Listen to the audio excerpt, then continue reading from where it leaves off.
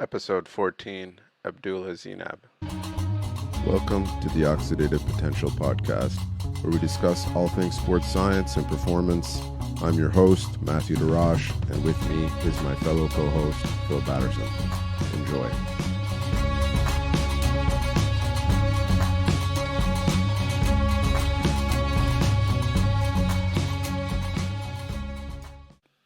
Good day, folks. In today's episode, I speak with Abdullah Zeinab.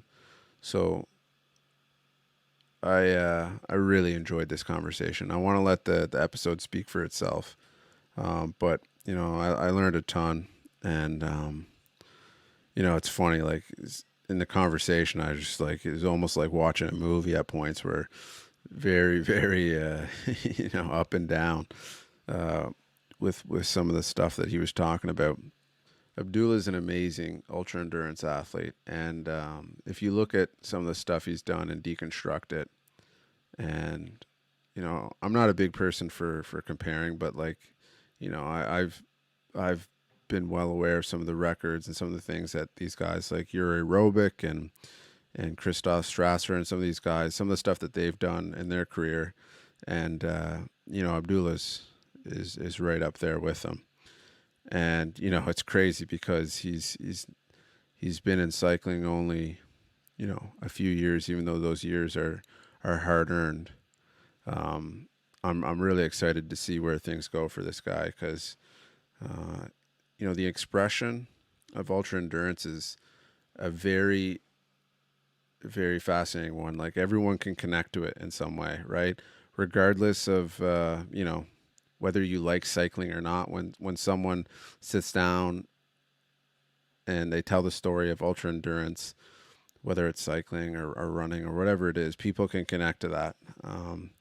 And this is really cool because Abdullah gets into some of that too, which is, he's a really unique perspective on endurance that's really crafted his efforts.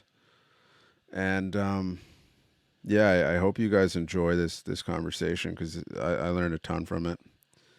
And, I always really, really appreciate the opportunity to learn from people, especially people that have experiences like this under their belt. So yeah, if you guys want to find Abdullah on Instagram, I'll leave that in the show notes. And hope you guys really enjoy this episode and take from it. Record on this. Okay, Abdullah. So right now, currently, you just you're going to be entering a bike packing race, correct? Down in Southern Africa.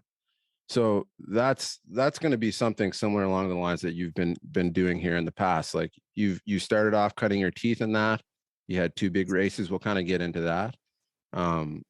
But yeah, now you've kind of switched the transition from the 24-hour thing that you've done, which I just realized because when we talked initially, I knew about your initial attempt, right? And you glanced when we were talking, you glanced over the second one, and I didn't realize that you went out and did a full other training cycle for the second one. Like you talked about it, but I was thinking you were talking about the first cycle, and when we first talked, so I thought like, oh, you had two cycles of training, like something happened there where you had two cycles of training. So you went and did this massive ride, which was, 930 some kilometers in 24 hours, which is, I think people probably don't recognize the magnitude of that. But when we're talking about some of the greats like Yuri Robic or Christoph Strasser, like those guys have been doing 24 hours, since 2004. Right. They've been doing those like year after year after year. You just on a whim kind of said, okay, this is what I'm setting my mind to now. You went out there and made two attempts at it and you're pulling like 900 kilometers. Like I know to you probably like, yeah, it is what it is. But I mean, for people on the outside or people in cycling, like the magnitude of that, if you told any cyclist out there and being like, in two attempts, you're going to hit 900K. Like you know what I mean? That's a lot. So like,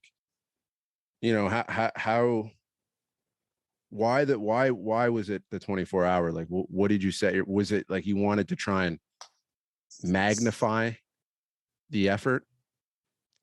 I think, first of all, yeah, so that second attempt was 904. It was 904K. Okay. So, yeah. I feel bad you say 930 if I don't correct. Oh, say yeah, it was, sorry. I bumped you up there a couple, but yeah. Well, it's 904K. I think for me, what happened was I had done two bike packing races, and I had always had a fascination with 24-hour rides, just because when I first kind of started doing long distance rides, there was always this, maybe if we were doing a 3-day, or I was doing a 3-day kind of ride across a different state here in Australia, that last day for me was always like, oh, I'm going to try and see what I can do in 24 hours. And when I first started, it was literally like, I thought to myself, this is probably 5-6 years ago, I was like, oh, can I do 400Ks? Can I do 500Ks? And I remember doing 500Ks, averaging 25K an hour for like 20 hours. I thought I was God. I was like, this is the most ridiculous speeds, 25K an hour. Yeah. Then it went a couple of years later, it went to 600K, and I just thought, I see 30Ks on my speedo and just think, oh, there's no way you can average that for 20 hours. Yeah. So it's kind of something that evolved. And then I had heard in 2019, I went to America to do a bike packing race across America. And just before that, there was an Australian guy. There was 2 Australian guys. There was a guy called Drew Ginn, who was an ex-Olympic gold medalist in the rowing, who attempted the 24-hour world record. Yeah. And he was definitely fit enough to break it, but he just, I don't think he didn't get himself. He had really terrible conditions. He did it on a shitty velodrome, outdoor velodrome. I don't think he had perfected the position on the bike. It really was just taking like probably one of the best athletes in the world and giving him the shittest of everything and saying, see how you go. And he ended up doing about doing 840K. So that was my first kind of exposure to the 24-hour world record. And I thought, oh, cool. And then another guy who was a professional triathlete named Mitch Anderson in 2018. I think in 2018 in Australia broke the 24-hour world record. He did 896K. And I thought, wow, that's cool. And that kind of piqued my fascination with it. And I was like, you know what? I'd love to be able to try and attempt to break this record. Yeah. So it kind of was a combination of things. It was the fact that I had done some long distance racing, and I thought, oh, maybe you could actually do that. And I had a fascination with, I wanted to know what was possible for me in 24 hours. And then I just thought, you know what, maybe I'll just like, why not just go for it? Yeah. You know, and I really, at the time I had no kind of gauge of where I sat. I knew I could ride 600K in 24 hours. Pretty much going into it, yeah, I knew, okay, I was like, okay, I can ride 600K in 24 hours, and that's kind of with stopping and having food on the bike and then backing it up the next day and the next day. So I thought maybe I can add 300Ks to that if I got a time trial bike and I did all the correct training. And it was kind of a beautiful ignorance, because I had no idea how hard it would be. Yeah. I really didn't realize it was way harder than I could ever expect. Yeah. Which I'm happy I didn't know about, because if I knew about it, I don't know if I would have tackled it, knowing how many things you'd have to overcome and all the new things I'd have to learn, and the setbacks and the time and the energy, even the financial aspect of it and everything. It was quite big. So that's kind of how I got there. That's when you talk about that, brings to mind like a lot of things that I've ran through my head before. And like, I think whether it's war, any type of traumatic event that people engage in, you know, a lot of the times, if they actually understood the highs and the lows and the process, if they were to like visualize that whole stream, a lot of times, I don't think a lot of people who would be as likely to engage in it. So that ignorance is bliss. I can see where you're coming from. And it's funny, it brings up another thing to my mind. Is like, right now, I think, like, looking at the stuff you've done, to me, I feel like, have you ever heard of Alex Honnold, the rock climber? Yes. Yeah. So back when I started climbing, I was big into this guy because I like free solo, and I was like all into any John Backer, these guys, Peter Croft. And I was like, why doesn't everyone, like, to me, you're that type of guy. You're like Alex Honnold, where he's like the reason why he was such an outlier and the reason that he did the stuff that he did was a lot of the times he was in such solitude and kind of separated from the climbing world. The stuff that he was doing, he didn't really know how insane it actually was. Like to some degree he did, because when it started getting out there and people were posting it, you know, on the forums and on articles, he was seeing the feedback and like kind of realizing how insane the stuff that he was actually doing. But he was kind of looking at some of the guys that were doing stuff before, and he's like, it's no big deal. I solo every day. I do this stuff every day. And to him, you know, because he was kind of ignorant of how large of a magnitude like this thing he was taking on was, I think that's what probably, you know, drive him to go so as far as he did. I mean, he's doing different stuff now as a kid and whatnot, so his risk tolerance has probably changed. But yeah, like this, it's funny because I just don't know. Like, I think it's like it's one of those things where like once people start realizing more of this ultra endurance stuff, I think they'll kind of see the magnitude of it. Like if someone goes out and does a 24-hour race or like 100-mile ultra run or whatever it is, I think it starts to click in their head the magnitude of what it is that people are taking on.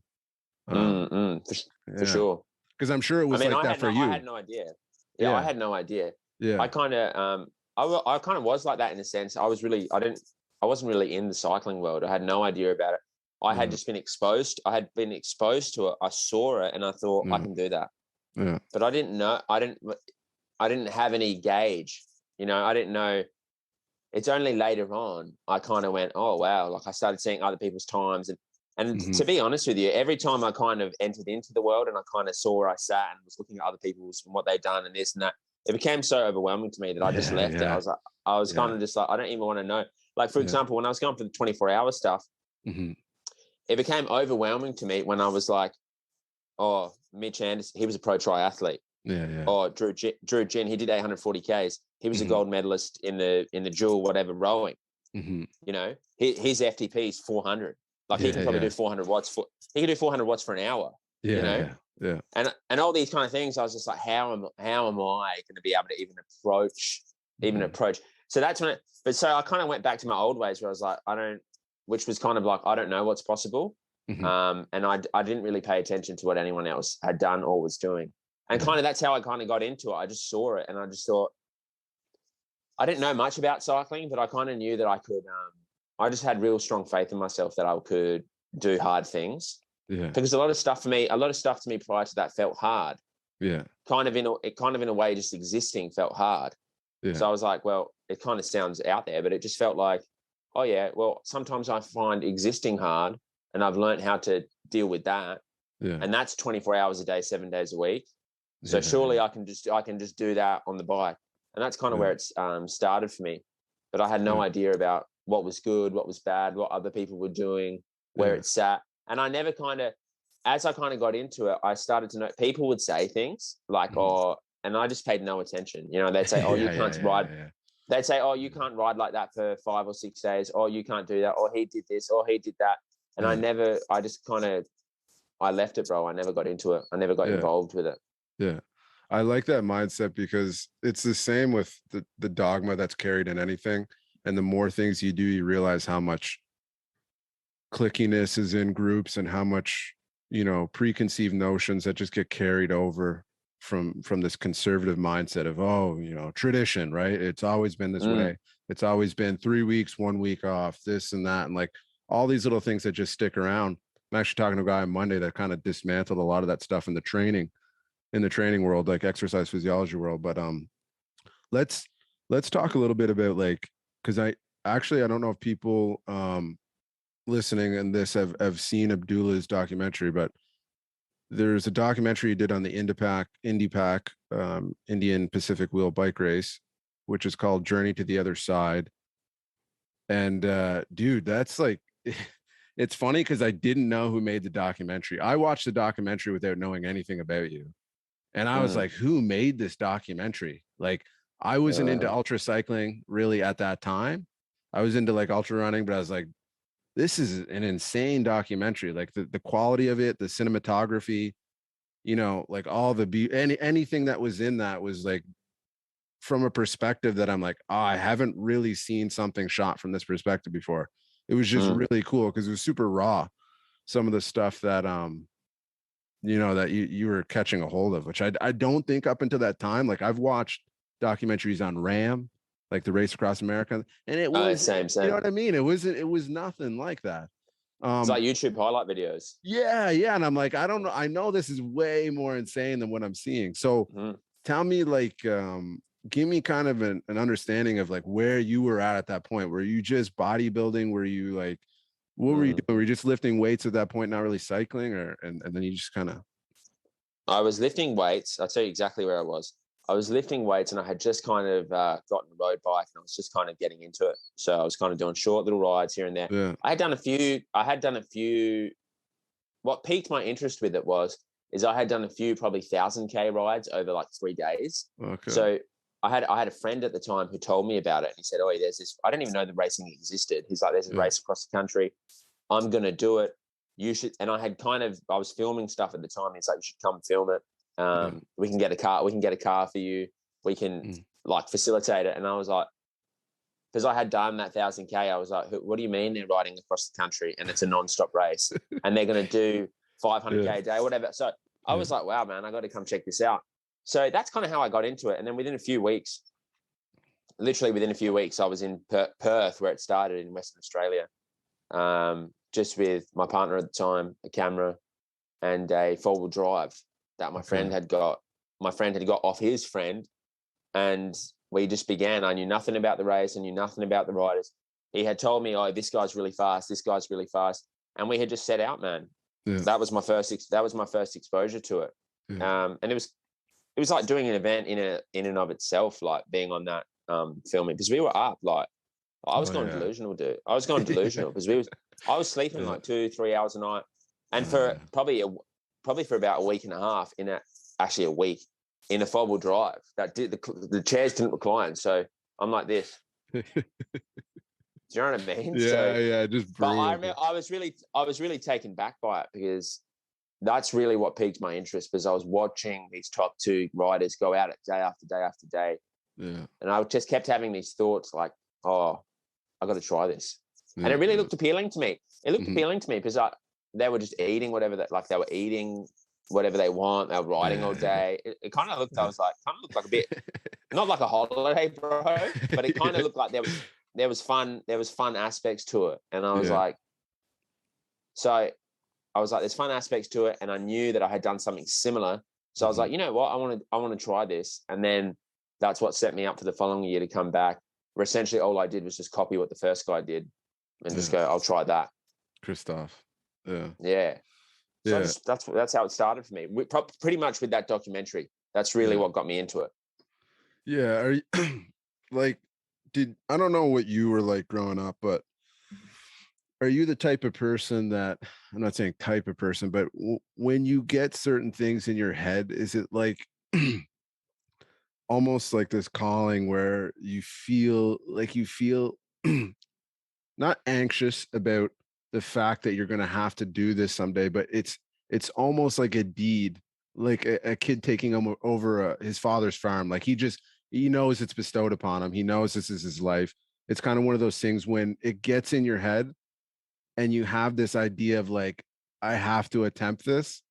Like there's kind of no escaping it. Was it that type of feeling? Was it like, I'm going to have to kind of do this? Like, I know I'm going to have to put this challenge. Yeah, it was like that. It was like that. I was like, when I was, because I had come from bodybuilding, and I had a really probably unhealthy relationship with bodybuilding. But for me, it was like, as soon as I had, specifically in training, like if I had like on a simple level, if I had the idea to do one more rep or one more set or one more whatever, it was like painful for me, because I knew as soon as I had conjured up this idea or thought to do it, I was like, "Oh fuck, man, I'm actually gonna have to do this now." You know what I mean? Like it was like impending. It was like my impending destiny. I was like, "Oh my god!"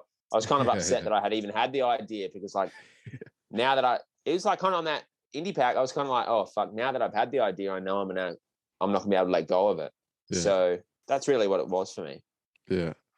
That's interesting because it's like I know similar people. I'm similar to myself with certain things, and it can be agonizing, like living with this thing over your head, knowing you're gonna have to, commit to it at some point, and it's really, I think it's a really good practice in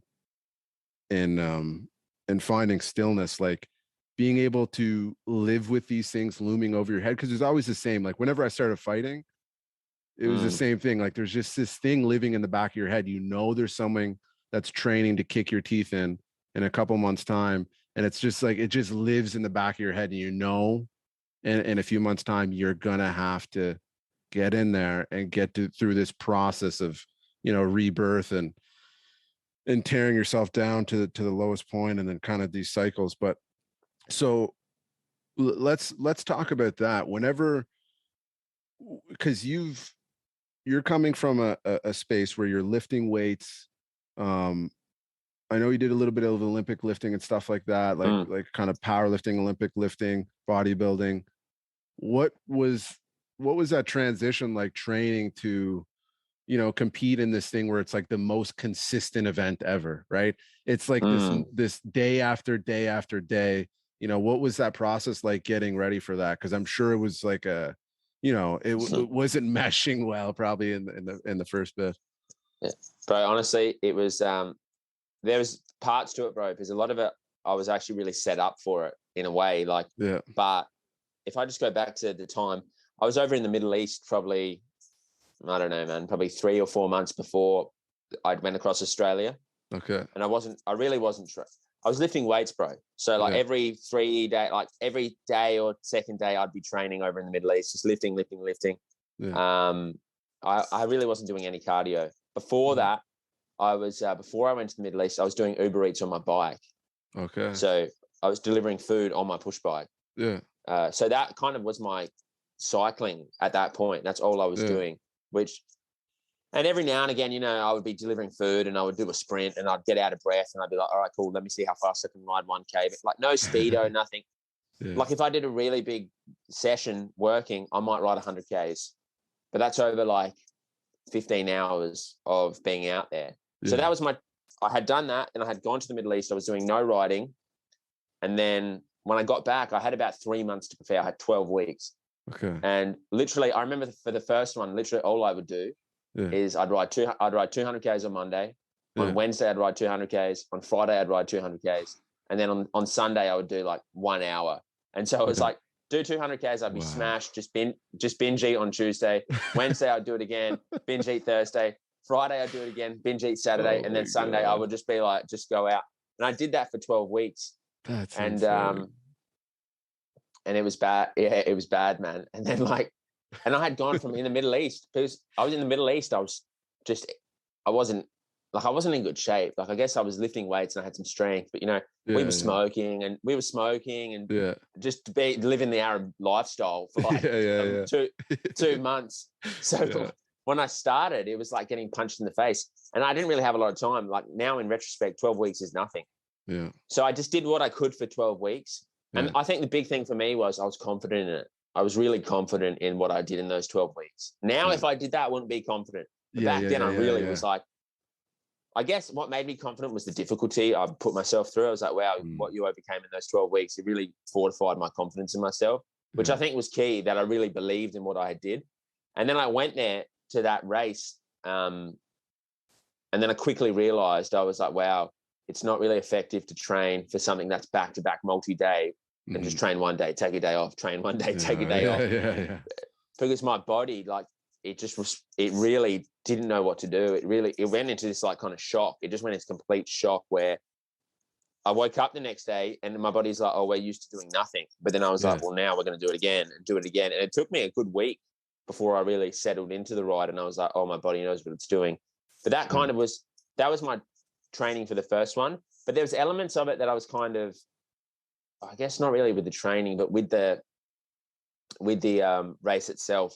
Like I had struggled with sleeping for many years, just because I was kind of like, I was so neurotic with the training. Like, you're saying this thing, I was so neurotic, and I had created so much anxiety for myself, debilitating anxiety for myself, that literally for years, I really struggled to sleep as it's probably between the ages of really like 16 till 24 or 25. Really? Probably Jeez. 20. I really struggled. Obviously I was sleeping because I was sleeping, you know what I mean? Like I did not sleep for that matter. But it was those sleeps where like you woke up and you were like, I feel like I didn't sleep 1 second. Like my mind just felt my mind felt so active for so long. So that kind of really felt like a blessing for me, because when I came into it, I was like, oh, the no sleep thing, I know how to do that. Like I know how to exist and just be like, oh, I didn't sleep last night. Just drink coffee and keep going and ride and train. Just do the whole thing. So that kind of was a blessing for me.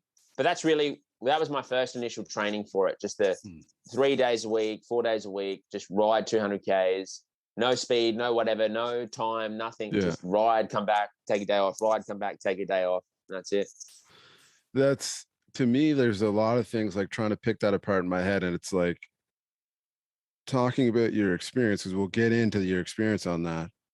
But when I think of hearing what you said of, waking up the second day and being like, oh, I'm not ready for this. I've been accustomed to that day off, right? And especially riding 200K when you're fresh basically to cycling, like you're green to cycling, you literally just destroy the body, right? So your level for tolerance and overall like trauma goes really high, but your ability to handle this limbic friction of like just wake up and this consistent, that fight when you have to wake up at 4:30 in the morning for work every day, like that limbic friction of just getting on the bike even though you're half asleep, like that muscle probably was an exercise. So it's interesting hearing, your experience a little bit, but let's get into the experience now of, what was it like? I mean, going up to a race like that, I'm sure there's a lot of vulnerability, Jesus Christ, of like throwing yourself out there with all these people, but you could probably like protect yourself from that in some way. Like, I see it with people with fighting all the time where it's just like, oh, this is just another day. It's another day of sparring. Like there's a lot of mental games you can do to try. And how did you manage going into that? Were you just like, completely open, like, hey, I'm just going to race these guys. Like it's just going to be a straight up race. Or were you like, protecting yourself from it in any way? How did you manage, the coming into the event and going into the event? Like get into the. I think for me, like, I try to make it as normal as possible.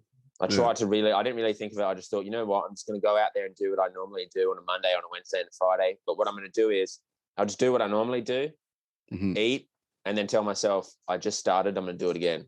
Literally, that's what it was like. It was like, oh, I ride 8 hours. I'll do that, have lunch. And then I go, you know what? I'm just deciding to do it again now. And then I'll just do it again. And then after that, I'd be like, you know what? I'll have some food and I'll just do a little bit more. And that was kind of my plan.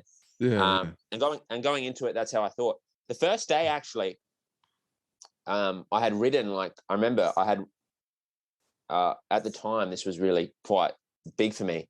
I had ridden like 30, was doing like 30K an hour, 28K an hour, 27K an hour. And I had ridden like 430K in like, I don't know, 13, 14 hours, 15 hours, whatever. And I had called my mate and I was like, I had planned to go further that first day, but I was getting really overwhelmed, bro. I was like, I don't know, because I didn't know, because I wasn't training to back it up every day. It kind of dawned on me. I was like, fuck, I don't know what it's going to be like to wake up and do this again. So what I did was I called him and I was like, look, I'm going to sleep for the night. Not sleep for the night. Like I'm going to pull up at like 7 p.m., sleep till midnight and get up again. So the day ended up being like 500K or whatever, but it really overwhelmed me, the reality of the race. So I did that and I started again. And I really just maintained this like, oh yeah, to me, it's just training. I literally thought to myself, you're living your normal life on the bike, just doing what you normally do, which is just training and eating, but you're just going to do slightly more of it. I never thought, oh, I'm in this crazy race and I got 4,000K left to do and doing the sums and the math and the fatigue. I was like, look, you just wake up, do your training, eat lunch, do your training, go to bed, do your training, wake up, just repeat. And I never really allowed myself, well, I did allow myself to think I was in a race, but I never really entertained that too much. You know what I mean? That I'm being chased, or that I got to do this, or it's this time.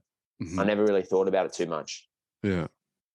That's interesting. Like I'm interested to hear, like, I mean, for people that don't know, this race is like 5,500 kilometers, I'm pretty sure, something like that, right? Yeah, so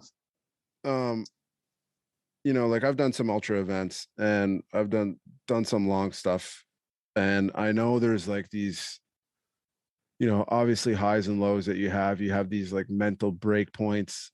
Like, I can remember some things in particular, like thinking like, oh, this is what losing your mind actually is. Like, this is what psychosis is. This is what the clinical definition of, you know, I'm going to break down and I'm never going to be the same person again. Like, what kind of depths did you go to, you know, in the low points of a race like that? Like, you know, did you have moments where, you know, you're just like, okay, I can't deal with this, but you continue to deal with it? Like, can you give me some of the mental headspace? Can you give me some of the, like, the communication you were having with yourself? Like, well, yeah, I was in a unique position, man, because for all those years I was struggling to sleep. I never reached a low point on that. I've never reached a low point in the race that I've ever reached. And that time I was struggling to sleep. No way. So I've really? never come close to it. Okay. So that was kind of like in my arsenal. I was like, it can't be that hard. And to be fair, it really never was that hard compared to just waking up every day for a very long time, just going, I can't sleep. This is terrible. I feel so anxious. I feel everything feels so hard. It never felt like that. But I had learned. So that's kind of where I was coming from. That was kind of my threshold. I had such a high threshold for just feeling like absolute shit. But then also, I had learned to a degree coming into it. I had a really good kind of. I saw the front runners the year before, and I saw how they had this equanimity. They're very equal in their emotions. I never seen them get too high. I never seen them give in to like. They were very like calm through all of it, through the lows, through the highs. They maintained some sort of stability. And I saw that. And that's kind of also piqued my interest. I was like, I want to be like that. You know what I mean? I want to have that level of stability. So that's something I try to emulate on that ride, which was really beneficial to me. So, and coming into the training, I had done similar things. I really put myself into a space where I was like, you know what? I'm not going to get too excited. And I'm not going to get too upset, and just see how that feels. And what I found was it took a bit of, you know what, it took more discipline. It was actually the most difficult aspect of it was not giving into like these ecstatic moments. That was the hardest. Like when the sun comes up and you're just like, oh my God, I feel fucking good. I'm doing 30K an hour. Yeah. The hardest bit was when that happened, just to go, oi, easy, calm down. Because prior to that, when I first got into it, what would happen was I'd be like this ecstasy, like, oh my God, there's birds, the sun's out. Oh, I'm so amazing. And then literally 10 minutes later, I'd be like, this is completely fucked. I'm crying. I'd be crying, just like, I'm crying. It's raining. I wanted it to end. But for some reason, something in me was like, just keep going. And eventually the mindset morphed to where I was like, you know what? I'd rather just have some mental stability. And to achieve that mental stability for me, the first point was when it started to get really exciting, was to just chill, just relax. And I found that the more I did that, when I would dip into like real levels of deep fatigue, and I would have thoughts of like, this is fucked, this is shit, what am I doing? My ability not to really entertain that or to really give into that got strong. It got really strong. But kind of, I'm trying to find the words for it, but it got more strong. Yeah, it just got stronger.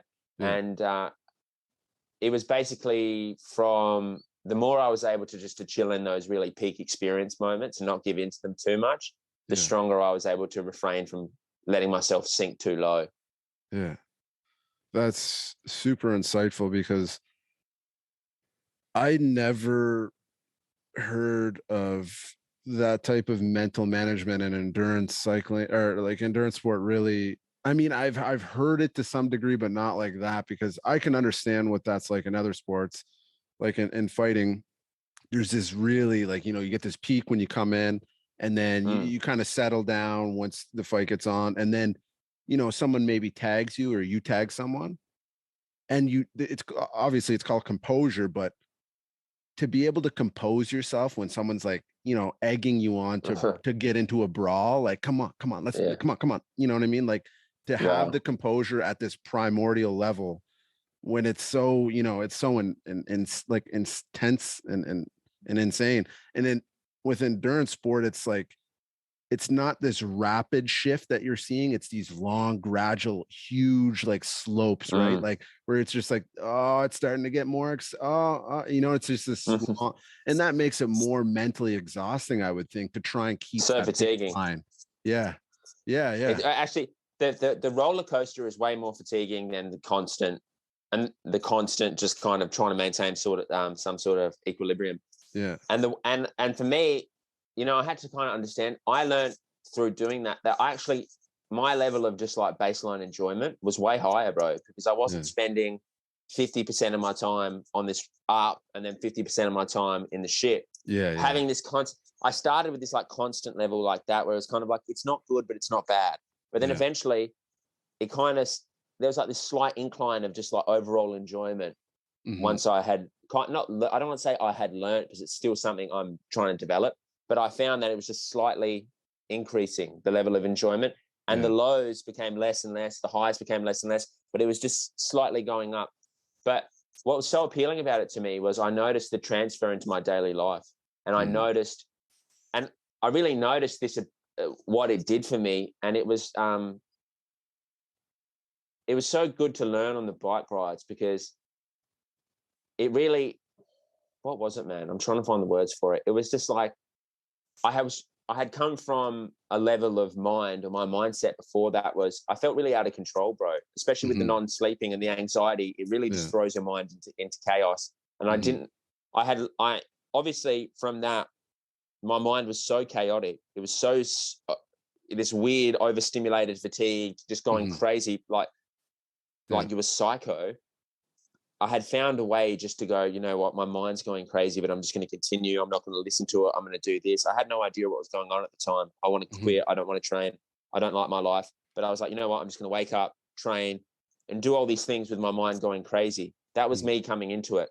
And when I was learning that on the bike, it was like I was undoing this really strong habitual process of having thoughts and immediately getting involved, and then just letting that spiral out of control. I was kind of undoing that. So, you'd have these thoughts that will kind of lead you into having this kind of ecstatic experience, whatever. And I was learning how to just detrain that process of just having thoughts and just stacking on top of each other. And I didn't know you could really do that. And it kind of worked out sometimes. And that's where you would be up on the roller coaster, is you'd be stacking these like emotions and thoughts on, oh my God, this is amazing. Oh, the sunrise. Oh, wow. Oh, yeah. And building and building and building. But because it's such a strong habitual process, eventually something would happen. Like you'd get a flat tire, or you'd feel kind of tired. And then suddenly it's gone from what you would deem as having positive thoughts and positive emotions to, oh, that's kind of bad. But because you've just spent years or days not being able to just leave things when they come up, you go, oh, that's bad. Oh, it's going to be like this. And then it gets worse and worse and worse and worse and worse and worse. So it's kind of just learning how to stop that really strong process of just letting your mind go out of control. And I don't know the psychological term for it, but fusing to these thoughts and just going with it, and just learning how to leave it, basically. That's essentially what I was trying to do. And it really, honestly, I think that's probably the biggest thing that I got from endurance was just like, and what really helped me was just having emotions, having thoughts, feeling emotions and having thoughts, and sometimes stuff that I really wasn't beneficial. You would say that's not beneficial to what I'm doing, and just leaving it, just kind of going, fuck off. Not even, it gets more subtle, because it's not even just like, fuck off. It's not even a thing anymore. It's just, you're not even responding really. It's not even a thing. And just watching them fizzle out, just having these things fizzle out. And before you know it, you're like, Doug, you're like, oh man, I had a thought to quit 200 Ks ago. And you're like, it's it's been 200 Ks now. I'm still going, you know? Yeah. And then you'd have these moments where, like, when you first start, it'd be really intense, bro. It's like you really feels like you're walking a tightrope. You're like, you're having these thoughts to quit, and you're just like just trying to survive and just keep pedaling to the next second. And then in 10 hours, you're like, oh my God, I'm still here. Yeah. I'm still here. And then that kind of builds a confidence in you, because you go, oh, I remember that day. I wanted to quit the whole time, but I kept going. And then it develops this confidence in you where you're like, it doesn't matter how I think, or it doesn't matter what comes up for me. I know that I can just keep going. Yeah. It's funny when you were explaining this. I mean, obviously the parallels to meditation and, you know, managing the rabbit hole and worst case scenario and all the routes that the mind wants to enter, like it's sort of dawning on me, like these ultra endurance events of this nature, like several day events, they're almost like a meditation, the ultimate meditation on steroids, like the ultimate meditation challenge on steroids. Like if you were to think, like, for example, like Vipassana ceremonies where people go in and they go for these 10-day retreats of silence, right? And you're meditating several times a day. You know, think about trying to do that while going through the, you know, this large physical stress and trauma at the same time. And like when you think about it, you know, being able to manage the mind to this degree is like the ultimate proof of, you know, how well someone's mastered control of themselves, right? Like, because people want to talk about, oh, I meditate for 20 minutes. I mean, that's great. But when you amp it up to such a degree as this, it really is like, okay, are those quotes going to help you now? Are those, you know, all those little things that you read in, you know, whatever book it was? And I'm a huge fan of Buddhism, of meditation. I got tons of books on the shelf on all sorts of stillness and religion and you know, practice of meditation practices. But I think when you put yourself into an environment like this, it's really intensified, and you really have to, you know, prove that, okay, you know, I have some sort of degree to handle myself, because, you know, I mean, yes, life is stressful. And like you said, you went through, you know, more stress managing the anxiety that you went through before.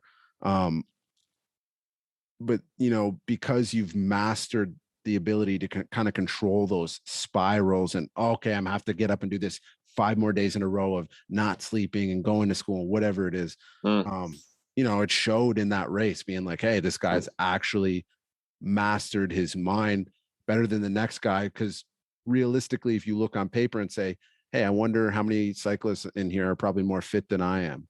But I mean, we kind of know that that's not the whole story to ultra endurance, right? It's a piece of the puzzle. It's important. It improves your confidence. It improves your mental toughness. But if your ability to control mentally is already much higher than the next guy's, that's what's gonna, I think that's what your gift is. You know, that's probably the defining factor in these races for people who do well. And like you said, it really is like that. It's so much, you know, what you get from meditation, you know, even on a time level, like, you know, if you do 20 minutes a day, you know, you do whatever you get in a week, you're getting hundreds of hours in such a short, condensed period of time. It's the ultimate Vipassana. It's like, like you said, it's like Vipassana on growth hormone. In such a short, condensed time with so much fatigue. The fatigue is like this catalyst that just unleashes everything inside of you. And that's really the catalyst in it, is just the fatigue unravels your whole mind in front of you. And that's really what's the scariest thing. There's nothing really scary out there. The animals aren't scary. The people aren't scary. You're kind of in this like primal state where you would literally wrestle a fucking tiger if you had to.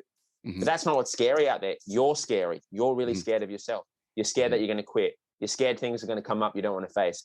So it takes kind of like a level of courage. And it really is the ultimate face-off with yourself when you're out there. And I really like that, because I came from a place where I was so cooked mentally that I would do anything to feel some level of inner peace, anything. So the idea of just being able to face off with myself and get and discover something about myself and improve that anxiety level was really exciting. It was really exciting to me. It was really, really exciting to me.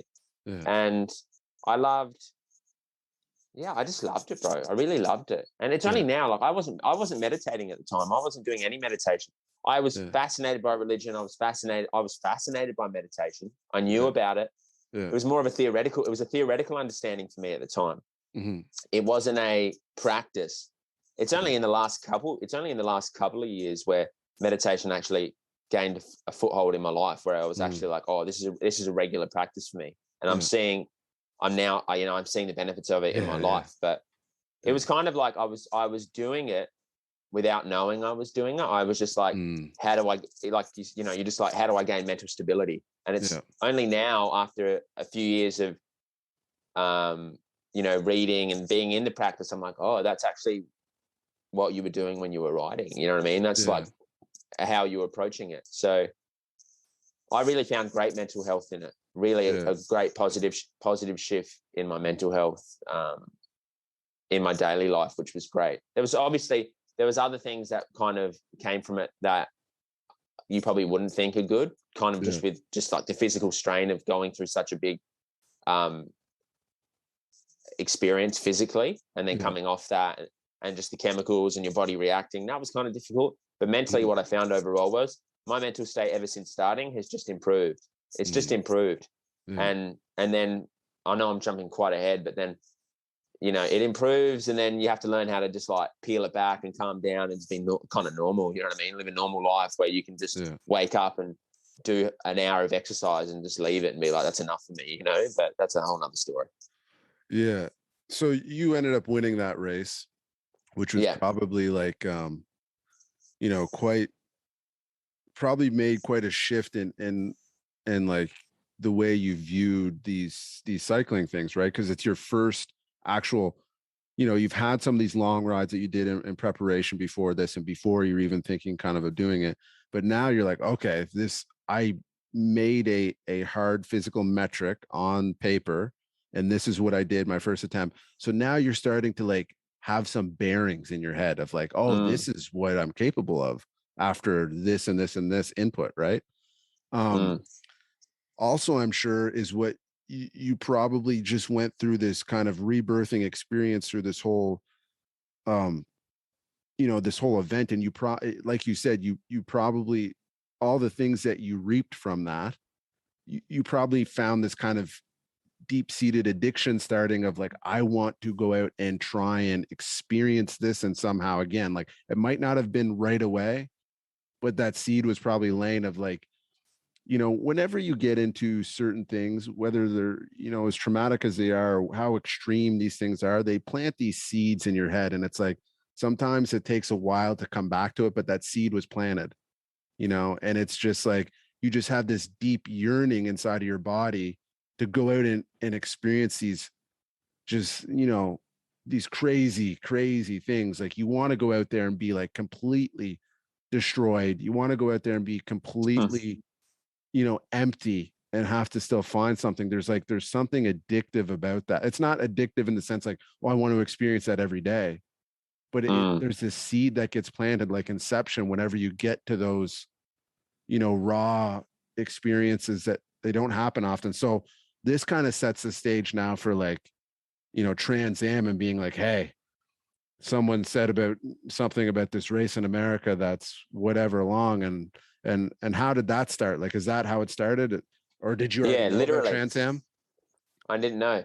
When I finished that race across Australia, I've got someone at the finish line was like, can you imagine doing one in America? It's like another 1,500 Ks. And that's literally the seed got planted in that exact moment. I was like, at the time I was so cooked. I was like, yeah, I'm not going to worry about that, bro. I'm not doing that. But then later I was like, it just slowly started to grow. And I was like, oh man, imagine if I did that. And it was really simple logic for me. I was like, well, I've done that with that much training. I just said, you know what, I'm going to train 1 year. I'll just do 1 year of training. And the first half of the year was like, it was just consistency. I was like, look, I'm just going to be consistent, do like 10 hours a week, do that. I was laboring at the time. I was doing a lot of construction work at the time.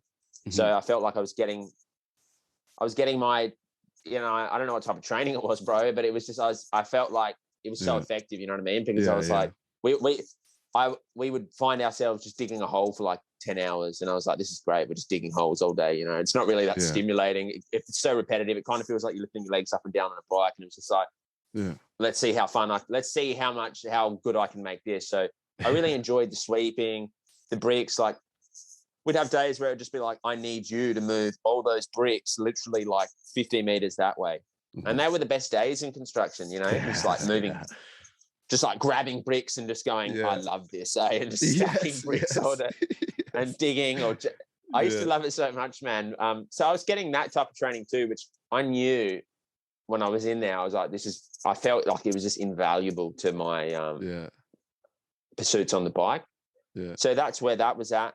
And essentially I just did that to get ready for America. I just went, you know what? I did that in Australia. I kind of felt like it was a fluke. I didn't really know. I had some confidence in what I had done, but I still had this kind of like, fluke syndrome, like in my head, where I was just like, oh, I just had good weather and I just had this. I had driven the whole course. I watched the top guys do it. Of course, you're going to do well. So I was kind of like, oh, well, let's see if this one's a fluke. So I just did that and learned from my first one in the training. I was like, you probably need to train more, like not necessarily more hours, but like ride back to back. So I was implementing that. It was still very loose and it was still very like kind of now where sports science is at, people would laugh, just for someone to go, I'm just going to ride 20 hours a week.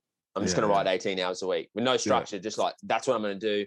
There's no kind of like, this is what you're doing. This is what you're doing. It was just like, that's what I'll do. I'll just go out, ride long, slow, whatever. And look at my speed and go, oh yeah, I'm getting faster.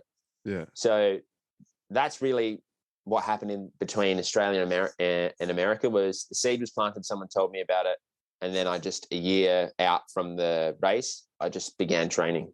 Yeah. So that this was going to be kind of a different race. The Indy Pack is flat.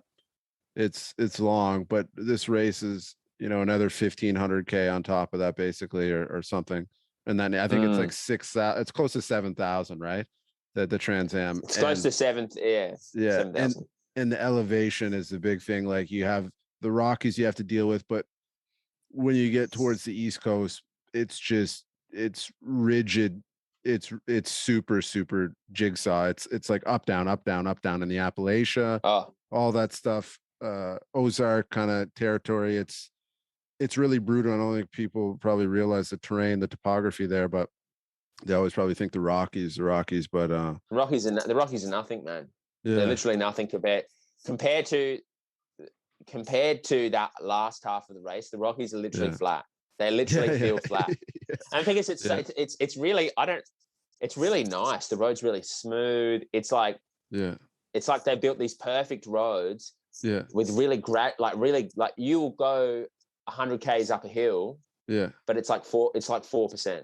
You know what I mean? It's like 4% incline, smooth, nice ski field, like really like kind of like you're in this really rich area that's built for ski fields and like holiday tourists and that. But then you get into like Missouri, Kentucky, all these places, and it's literally like every climb is like that, man. Like it's like it literally is like 18, and you'll be going up a climb 18%. You have 4 pit bulls and some sort of dog chasing you, and it's literally, and it's dry and it's hot and it's dirty and it's like, oh, like I remember when I got through the Rockies, I thought, oh, it's flat from now, and then I even had bits in Kansas, man, that were going up and down.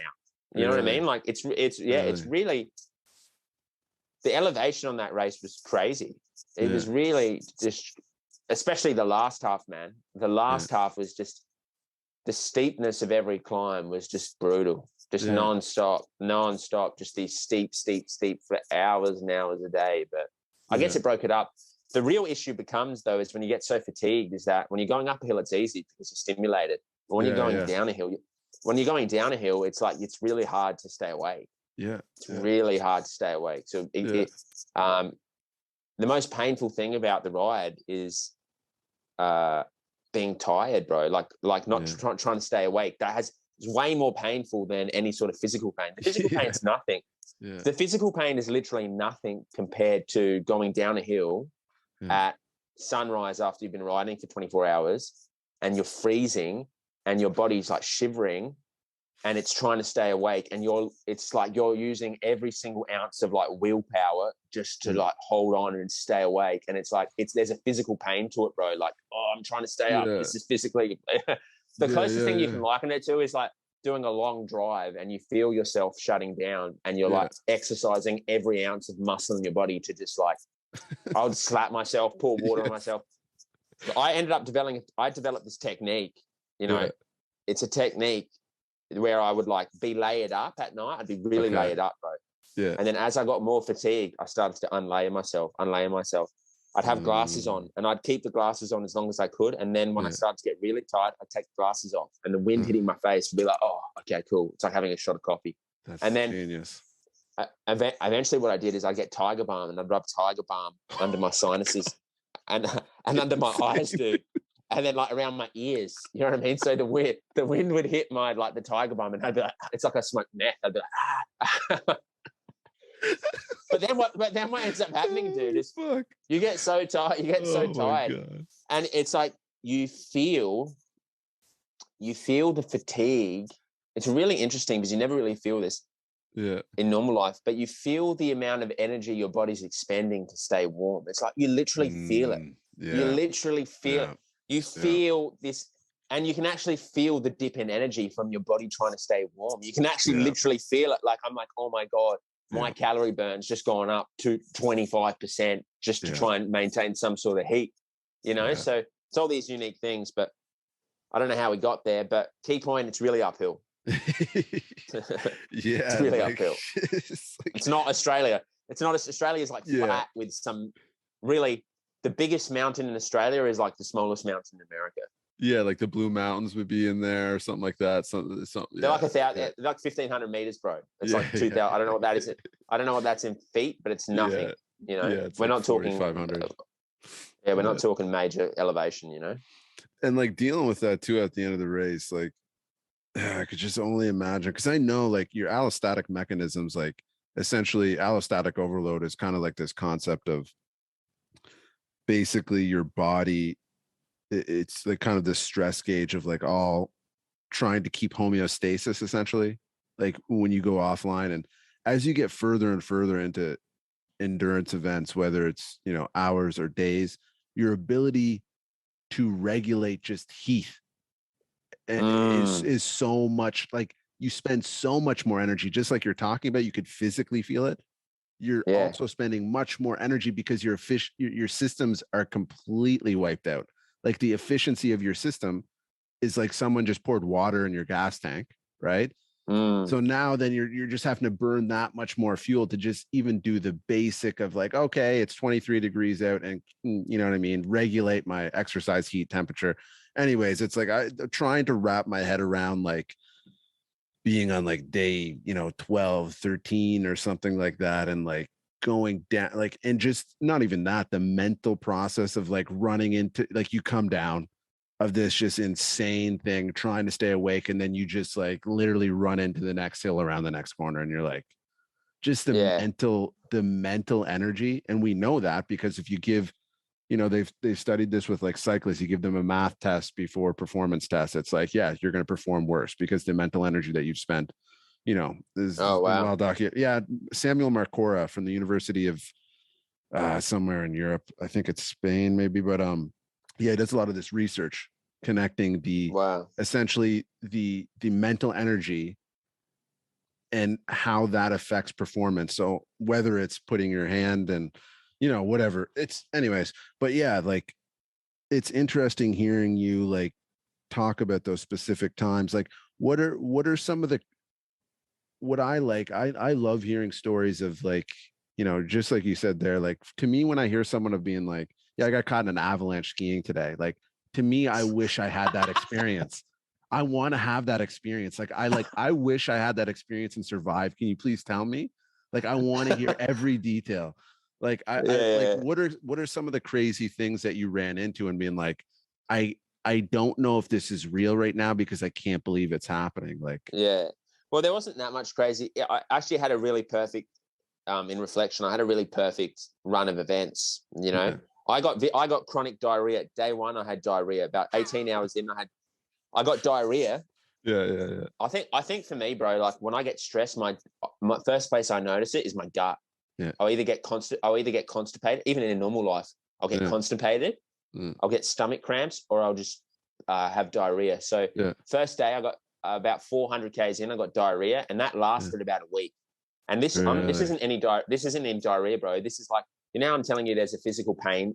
Anyone who's been sleep deprived know there's a physical pain to just trying to stay awake. Oh yeah. It's there's literally a physical pain to just having to pull over every 15 minutes to shit.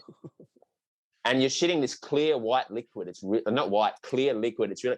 I had it in Australia. Get this, about 12 days into my ride in Australia, 12 days in, I got diarrhea for about 3 days until the end, where I ended up. What I'd do is I just shit my pants because I didn't want to stop riding. I would just I'd let this once I realized it was just liquid. I just let it come out because I couldn't just keep pulling over. In America, I had that probably the first half of the race, man. Really? Where I probably spent hours on the side of the road releasing this liquid. That's how bad it was. Just pissing out of your ass. Like, I know. Yeah. I know nothing that solid. Piss out of the ass. Nothing solid. And it was really amazing. So that was one thing that really served me well, because I was dealing with this vicious diarrhea for the first half. And then when I got into Kansas, get this, I was getting into Kansas, this place called Newton, and the diarrhea was really bad. And I had, this was probably the worst point physically for me. I was in the worst pain I've ever felt on the bike. Like nothing has ever come close. It was literally like it was really disturbing me too, because it wasn't just a muscle pain. Mentally, I was okay. Mentally, I was like, I knew I wasn't going to stop, but I was getting really scared. I got genuinely scared that my body was just going to, it literally felt like the off button was just going to switch on. Like someone was just going to go, you know what, whole body, you're getting shut down any second now. And it's not, your just whole body's going to give up on you. So I was getting really scared and then I'd get these stabbing pains in my hip, and then these shooting like nerve pains in my neck, like really sharp and strong, like where I'd squeal. Like I would be riding and it would happen. I would just like squeal like someone was stabbing me. So I was going into Kansas like that. And I remember I was saying to myself, you know what, I'm going to keep riding. Hopefully my body stays working. And I thought to myself, if I get to Newton, I'm going to get there and I'm going to sleep 5 hours. I'm going to really give myself a rest. And when I got there, I slept 5 hours and I took a solid shit. I actually formed a solid poo after this 5 hours sleep. And after that, bro, it was almost like it's almost like my body I had done this perfect pacing strategy, because I got slower because it was the second half of the race, but I had more energy because I started like forming these solid poos. I was like, wow, this is amazing. Like I wasn't pulling over every 5 minutes for diarrhea, because before that, literally I had moments where I'd pull up to go sleep and I would uncontrollable. I'd drop stuff on the floor and I would just be releasing liquid from my bum. Dude, like, you know, like to think about, okay, so let me so when you're the real issue with diarrhea, like it's a serious thing, right? Because of dehydration. Yeah, of course. Like, people die. So I mean, think about when you're telling me you had this rejuvenation after you started, this makes total sense, because you're literally like when you're getting dehydrated, you're decreasing your plasma volume, which when you increase your VO2 max from training and all the stuff that you did before that, like your fitness, a lot of that was just due to the amount of blood you had in your cardiovascular system. So when you deplete that, it's like when you deplete that, you would literally be going back to like this level of fitness of where you started from almost. So it's like hearing you like talk about like getting this, like, even though you were getting slower, you were just getting the strength back. Like that's. I actually felt strong, man. I wasn't getting faster because statistically the second half of the race so much more climbing. And but I was able to maintain a lot more because it was kind of like I was kind of just crippled for the first half, which was it was what it was. But I had lots of times crazy. Like that. The diarrhea occupied me for the first, half of the race, and you were still crushing. You were still crushing everyone. Relatively. But you have these moments where you just really, like you're like, what is going on? I remember I was in West Yellowstone one night, and I had the diarrhea, and I was just in pitch black. I couldn't see anything in West Yellowstone National Park. It was raining. Yeah, no visibility. So I'd been up. I entered West Yellowstone that night, rode through the whole park at night, didn't see one thing. Raining the whole night, and I was in pajama clothes because I didn't bring much clothes. So I went to the tourist shop and bought like these cotton tracksuits and a jumper from West. I bought these, so I'm like literally getting soaked all night, pulling over every half an hour in complete rain, diarrhea, wiping my ass. I was wiping my ass with money, whatever I had. And then in the morning I had come out, and then I remember I ran into two bears. I ran into a black bear. Literally, that was literally 1 meter away from me on the side of the road. Oh my I just pulled up, and someone said to me, "Oh, you should watch out. There's a bear right next to you." And I went, "Oh my fuck, dude! There was a bear literally 1 meter away from me." And I was like, "Oh my god, Jesus Christ!" So, and this is when you were leaving Yellowstone. Yes, there's a climb. I just got to get my phone charged, bro. I didn't realize. Yeah. So there was that black bear. I forgot what the climb is called. Anyone that's familiar with the area would know. Like out of West Yellowstone, you do this kind of climb to a summit. Yeah. And then once you make the summit, you have this like 100-mile descent, essentially 100-mile descent into a different town. So that's where it was at for me. I ran into this bear, and then I was on the phone to my mum at the time. Give me 1 sec, bro. Yeah. I was on the phone to my mum at the time. And then, come on. Okay. The audio might change a little bit, bro, but just get this charge happening. No worries. Can you hear me? Oh, yeah. Yeah, I can hear you. So that's better. I ran into this bear. And then after that, there was a grizzly bear up the road with its whole family unit was with him, and he was crossing the road. And that was really disturbing for me because I didn't want to run into a bear. Yeah. And then I had to wait for this bear and its cubs to cross the road. So shit like that was going down all the time. But I got hit by a car. That was something. I got hit by a car. Jeez. What happened with that? Well, so in sequence of events, I'll tell you the exact sequence of the events. I was going to a place called Cape Girardeau, somewhere near Missouri, Kentucky area, right? Yeah. And I was on the phone to Panera Bread. Because a large part of the race is just binge eating, right? It takes a long time. I came from a past of bodybuilding, so restricting calories, binge eating. So my stuff, I had really like kind of, it was almost like the sleep deprivation. I had this secret weapon where I knew I could binge eat because I had spent years restricting, binging, like uncontrollably eating. So my stomach capacity, like I could eat 2 kilos of raw broccoli. And literally feel empty. Feel fine. That's where and my go on bike probably too, easy. Yeah, so I was on the phone to Panera Bread, and my mate, I had just met my mate. It was really bizarre. I know it's a lot of detail, but I had just met a mate in Farmington, I think, and he gave me a bag of Skittles, like the biggest bag of Skittles you could get. Yeah. And I was drinking like one of those, I don't know how many ounces, the biggest Mountain Dew you could get, because I knew Mountain Dew was loaded with caffeine. Yeah. So I was drinking this massive thing of Mountain Dew, and I was eating all these Skittles, and I ate so much of it, bro. It reminded me of like almost when I'd eat too much and I'd almost throw up. It's like my mouth started producing all this saliva. Oh, yeah.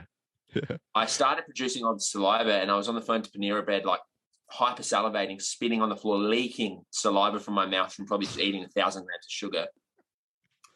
And I'm ordering my dinner. I'm saying, look, I'm on the way. I know you guys shut at like 8 p.m. I'm going to be there at 7:45. I'm trying to do this while I'm riding to save time.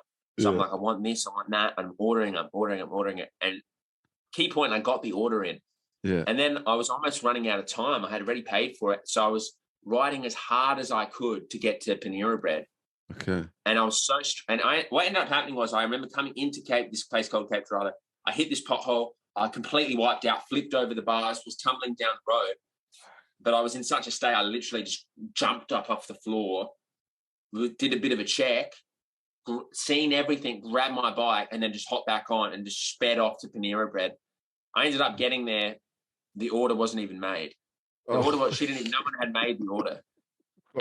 Of course. I remember I was quite rude to the woman. I was really frustrated. I really was quite mean. I'm not mean, bro, but I didn't really show any courtesy. Like, you know what I mean? I had no manners. I was like, fuck, like I ordered it. Yeah. So I felt really bad about it. So I slept, and then the next morning I woke up and I was leaving there, and it was really bad, bro. I felt really guilty for the way I treated the worker there.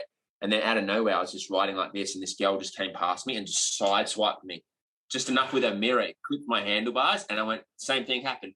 My wheel slipped, like went bang like that, and I went flying over the bars. Jesus, dude. Hit the deck, and then same thing. Got up. I was like, "Fuck, like, what's happening?" Ran over to my bike, and I was just thinking, "Oh my god!" At that point, I had made the decision. I had seen like a Walmart or some sort of supermarket in my peripherals, and I was like, "I might have to take the track off my bike and get a BMX and keep riding." You know what I mean? I was just like, and it was okay, bro. Like I hurt my hip, I hurt my ribs. My ribs really hurt from that. I don't know what the status of my ribs actually was, but my ribs were hurting. I took a photo. Her name was Sarah. I took a photo of her details. I don't know why. Like I was just like, you know, what she's like, take my details. I just said, give me your details. She was like, what's up with this guy? Because I was just like, I just need to get this over and done with. Took this thing and just hopped back on the bike, and I was like, I got to go buy, and just kept riding. So shit like that all the time would go down. And then I went into this phase of the race where you just I don't know if it's Kentucky, bro, but they leave the dogs off the leash. Oh yeah, for sure. But these aren't normal dogs, man. They're not normal dogs. Yeah, they're probably like half pit bull, half like some type of mastiff. Like, and people told me about these dogs. They would upload photos on the page of their bites, and it was like I literally crossed this line, and then it was just like I was in dog country, and literally it was like I went into this. If someone said to me, "What training should I do for that race?" I'd be like, "Look, you need to do at least 2 months of sprint training, because you get into that last 1,000K, like 2,000K. I don't know where it is, but it's literally a whole state of just riding, and then suddenly out of nowhere, man, I'd be riding like this, and I'd hear, and I'd look to my left, and I'd see 2 fucking pit bulls like at my eye level on like a little mountain top next to me, chasing me, and I'd be like just trying to outsprint them, and then they'd go. And it got bad, bro, because you'd get so physically, you'd be calm, and then bang, in 1 second, your heart rate would go to like 190, and you just trying to get away from them. And then eventually you get so hardened to these dogs that I'm like, you know what? I'm going to fucking, like, I love animals. You know? But I was like, I'm going to attack this pit bull if it comes near me. Like, I'm going to have a boxing match with it. I don't care anymore. So what ended up happening was you ride, and 3 of these dogs would be chasing you, and it's almost like you went to war with them. You turn around and you'd be like, screaming at them, and just like, like not taunting them, but like you turned into this like animal, bro, where you would just go, I'm gonna get you, you little fucker. So honestly, you can sit here and talk about all that shit forever, man. But like the main things for me were the bears, the diarrhea, the dogs. The car incident was pretty hectic. And then every day is just wild, bro. Like literally every day is just trying to stay awake, trying to eat, you're pulling up at little toilets, taking it. It's amazing to watch yourself be able to fall asleep within 10 seconds. Like literally within 10, 15 seconds, you'll dip into a deep, and this is like on the floor. Like I would like, you learn, something I learned from it is that you really become really quite intimate with your body, and you kind of know like when it becomes unproductive, whereas at the start you don't know that. So you just ride and you ride and you ride, you get tired, you just keep going, even to the point where you're like, you're moaning, you're squealing, you're like this. But as you go on, it's almost like you kind of know when to stop and say, you know what, I'm going 8 miles an hour now. I need to take 20 minutes. Just to recharge.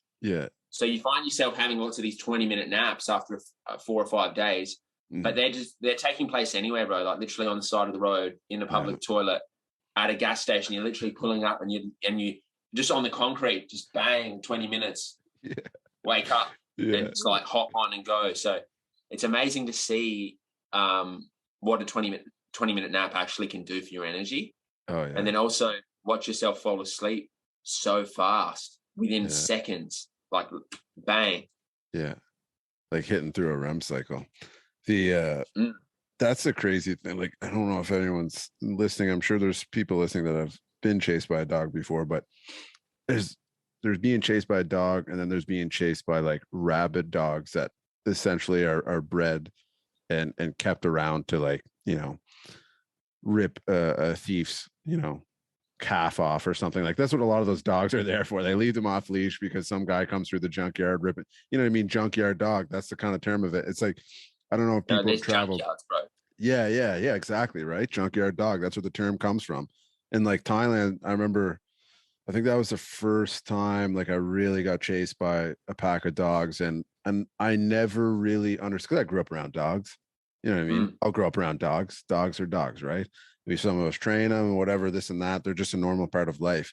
But when you run into dogs that are essentially wild, almost thinking of like, oh, this thing has the capability of a wolf. This thing could literally tear my gastroc off. Like, it literally just rip my tendons out of my leg.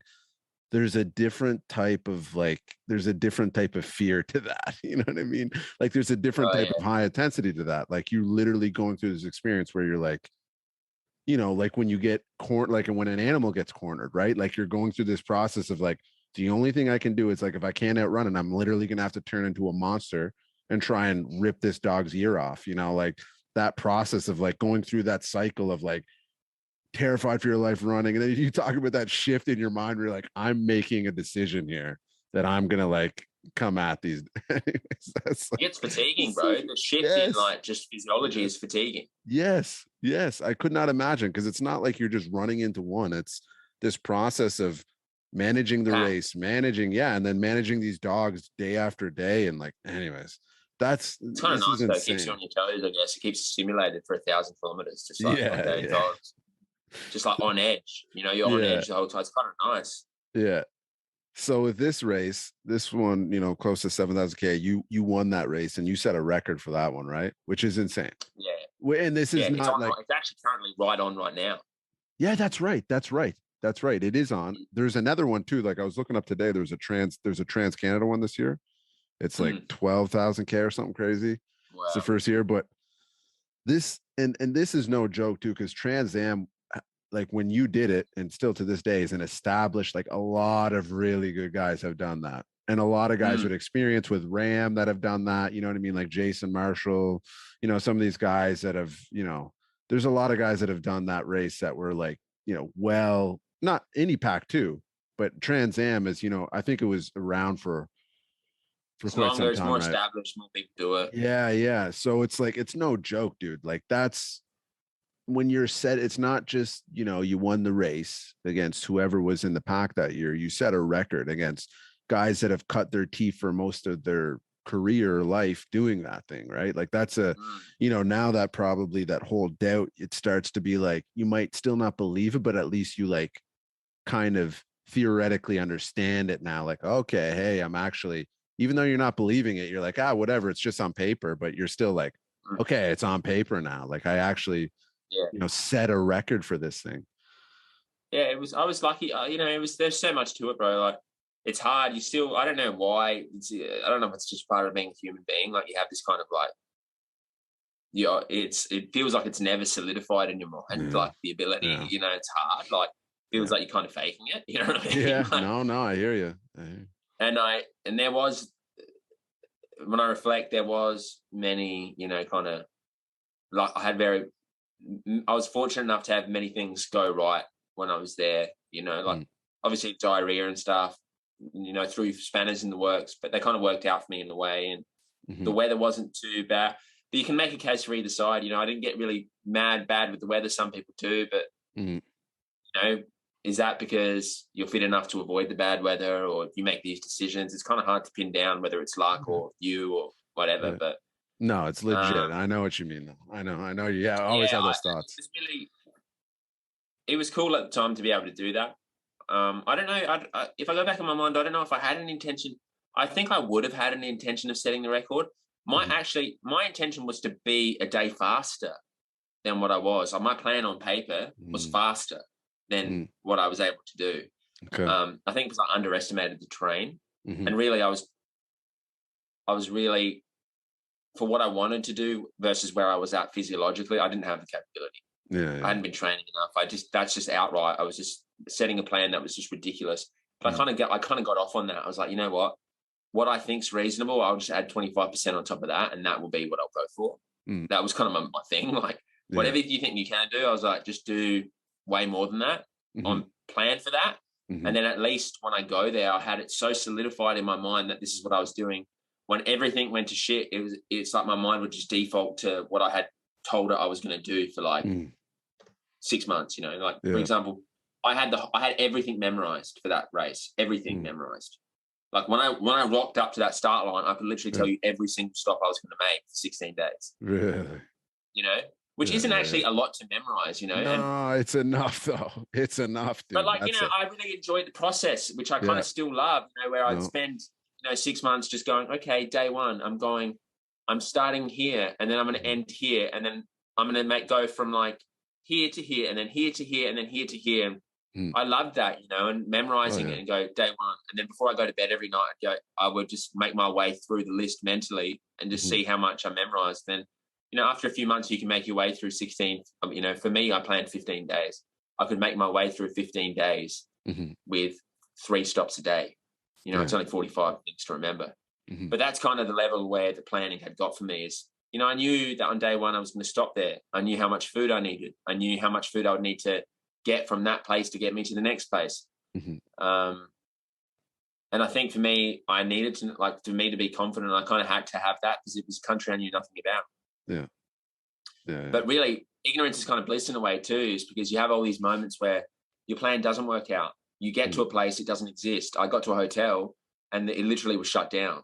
So the only thing I could do was eat 20-minute nap and then ride another 150 Ks. But that would put me even at a better place. You know, so. And I think as I went on, I kind of started to like the adventure. That kind of adventurous aspect of it to me was kind of exciting, like making the plan really strict, but then being able to freestyle. Whereas at the start, I just wanted to know that my thing was just stick to the plan no matter what. Because my tendency probably would be to go, if I didn't have the plan or stick to it, I would do less. Yeah. You know, whereas now I have the plan, and that tendency to do less than the plan isn't really there. It's probably now it's more that's kind of eliminated, and I'm like, I have the plan, but if I want to do more, I can do more than the plan. Whereas when you first start, it's just like, do the plan, because if you don't have that plan with all that fatigue and without the experience, your body would just say, you're more likely going to do less than do more. No one really gets 15 days in and goes, I'm going to do more than my plan. You know, but then as you go on, it's almost like you develop this ability to go, you know what, like I actually probably can do more. Like the tendency to do less kind of evaporates. But I really enjoyed that aspect of it, having the strict plan, but then things would come up and you might have a good wind, or and then just going, you know what, I might do more today. And that became really an exciting aspect to it. Yeah, let's talk about, I was talking about, you know, RPE and rate of perceived exertion and pacing and all these things that go into like understanding where you're actually at on the scale of death. You know what I mean? Because that's like all these signals that your body's sending you is like, hey, we're getting this close to death, so let's not do this. Or if we don't get enough sleep soon, or if we don't get enough oxygen, all these things are just different signals from your brain. And like understanding what the actual true, you know, what the actual true limiter is. And it's like when I used to do fasting when I was younger, for example, and I still plan to do another fast, but not that it's not for everyone goes on, oh yeah, fasting. No, it's like, it's not that. It's just that I was super into it. So there's this thing called true hunger, right? So if you actually do a true fast, you fast to true hunger, which is generally for a lot of people, if you're fit, about 40 days, right? And it's that, and you hear people talk about it. And the reason why I just want to be out there clear, it's autophagy. It's not all this stuff in the science. I'm just it's a physical experience, your trauma you're putting yourself through, going through this. And I think it's a great experience, kind of like people with ultra endurance, right? But yeah, when people talk about that true hunger signal, like there's such a distinct way they describe it, because it's the actual signal of like, okay, we're at the point here where we're actually going to die. And with ultra endurance, it's like finding that point of like, where am I actually at on the scale of, you know, being able to do another 100 kilometers or not, and knowing the point where I'm like, yeah, I can do another 100 kilometers, but I'm going to fall asleep and probably slam my face into the pavement and 5 kilometers. So here I'm cutting it. And that's an experience that, you know, you have to push it to the limit that you've pushed it to really experience that, which is it becomes super cool. It can get pretty loose, you know, but it can get, and you can be reckless, you know, and sometimes you do go a bit far and then you have a close miss, and you have to really, I think now the more if I was to continue, I wouldn't get more extreme. You know, I wouldn't sleep less. I definitely wouldn't sleep less, put it that way. If I was to do something like that, you know, again, I wouldn't sleep less. That wouldn't be my strategy. You do get more reasonable. You do kind of find not your limit, but you know, when you become really in tune with your body and you really know what's got, you kind of start to really feel where it's at. Like you said, you go, oh no, like my body I will have a micro sleep and I will crash. If I don't pull it up, I need to have a nap. You know what I mean? You realize when it becomes unproductive to keep going. You know, you're like, I need to have a 20-minute nap. This isn't something I should try and push. And that's kind of the gift of it, is you do become in tune. And I love that, you know. I love being in tune with your body like that. It's something that in normal life it's hard to sometimes, because there's so much habit, there's so much stimulus, there's so many things going on. To know when you're genuinely hungry, to know how much sleep you need, to know how much training, too much training, where you're at. There's so many factors, inputs coming in. It can become quite hard. And I guess too with fasting, you know, I love fasting, and I had done a lot of fasting too prior to these events, which was also a benefit to me, because I knew how to just not eat and go for long periods of time. And I had done Ramadan and stuff, so where I wouldn't even eat or drink water. So that was also really beneficial to me. But yeah, bro, like you do just develop a fine-tuned aware. You do develop some sort of fine-tuned awareness to where your body's at, and then knowing where to push it and when to pull back. That's kind of the delicate balancing act of it, is knowing when to push, knowing when to pull, knowing when it's just an emotional thing, or you're feeling like you don't want to continue, but you can, and knowing when you want. It gets difficult when you know you want to continue, but you physically need to chill. So moving at the Trans Am, like how let's talk about how long it took you to recover, and then talk about how long it came, you know, what the process was for this whole 24-hour that came up, right? Like, because I'm sure the Trans Am was quite an experience to recover from, and it probably took some time to build the, you know, that awareness of the seed that was planted for the next thing. Yeah. Oh, it took a long time, bro. Months, probably 3-4 months, I'd say. Physically, it was pretty fast, but like physically, the first month's pretty rough, because there's a time delay where your body almost still thinks it's doing what it's, you know, you're waking up in the middle of the night, dripping in sweat, like just you wake up really disorientated for about about a week, just completely disorientated. Waking up, kind of like, who am I? What am I doing? Where am I? Just kind of like these ones, and you're like, oh, I'm okay. I'm in my room. I'm not riding. I'm not out there in the middle of nowhere. And then after that, you're dealing with, you know, chronic hunger, you know, and it's chronic hunger, and it's not like you're low body fat. You're not low body fat. You're not starving. You know, you could put away 10,000 calories a day for a month every day, and you'd still be hungry. It's actually probably one of the harder things of it, is that aspect of it. And you feel really disgusting, bro. You feel gross, you know, because you're just overeating. You're not moving that much. You have no desire to move. You have all the desire to eat, and it doesn't feel good. So you're kind of turning into this inflamed bowl of like trash, where you're just like, you know, you feel really gross. That kind of settles in after. And then after that, it's kind of just, you feel like all your little micro tears or whatever that's going on in your body kind of heal. But then it's just mentally, you just feel a bit, I think there's levels to it. Like, obviously coming off such a peak experience, then kind of going into this point where it's all gone, the goals evaporated, and you have no physical energy, no stamina, with nothing in sight. It can become, I think you can experience, you know, people would say it's a low or whatever. There's dealing with that aspect of it, you know. But just dealing with the lack of drive. You really feel like a lack of drive for most things, just because you're physically, quite literally, you're physically spent. You know, you spend a year training for something and you do it and it's all over. And also there's this massive traumatic load on the body it needs to recover from. And I'm not sure, I've never seen studies on what's actually taking place and how long it actually takes to recover. But in my experience, you know, it's months. It's literally months. And even just recovering from the sleep deprivation.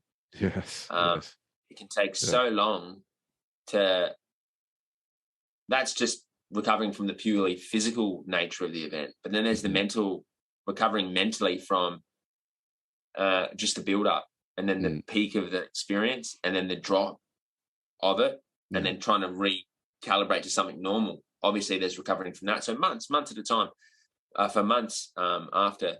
But then slowly, I think from going through that cycle a few times, you kind of learn to just ride the wave of it and just know that eventually everything just normalizes. You don't have to get too involved in it. You know, if you're feeling a bit down one day, just recognize what's taking place. You know what I mean? You don't have to get too involved. Oh my God, I'm sad, I'm depressed, yada, yada, yada. It always comes good. So I would just leave it. And then after a while, like, you slowly start to notice, really very subtly it creeps in. You go, oh, I feel like training. You know, I still go into the gym and lifting, just exercising to maintain my health, you know. But slowly you start going, oh, maybe you notice in the gym, you're like, oh, I pushed myself a little bit hard on that set. Or you go, I kind of feel like riding. And you really just take a back seat and just I would let myself naturally develop the desire to go out. Because I wasn't like young. I wasn't like where I was at when I was young, in the sense that if I didn't want to train, it debilitated me because my identity was completely wrapped up in training. So if I didn't want to train, I thought, who am I? I'm not a disciplined individual. Or if I don't want to train and training's my life, my logic was like, well, then who am I without training? And it really burdened me. Whereas now I was like, oh, I don't want to train because I'm physically fatigued. You know what I mean? Like, it's not, and I'm not any less of a human. I'm not any less disciplined because I don't feel like training today. You've just literally done all these things. It's going to take some time. So I learned my lesson. So I was letting the will and the desire just naturally come back. And it took a long time.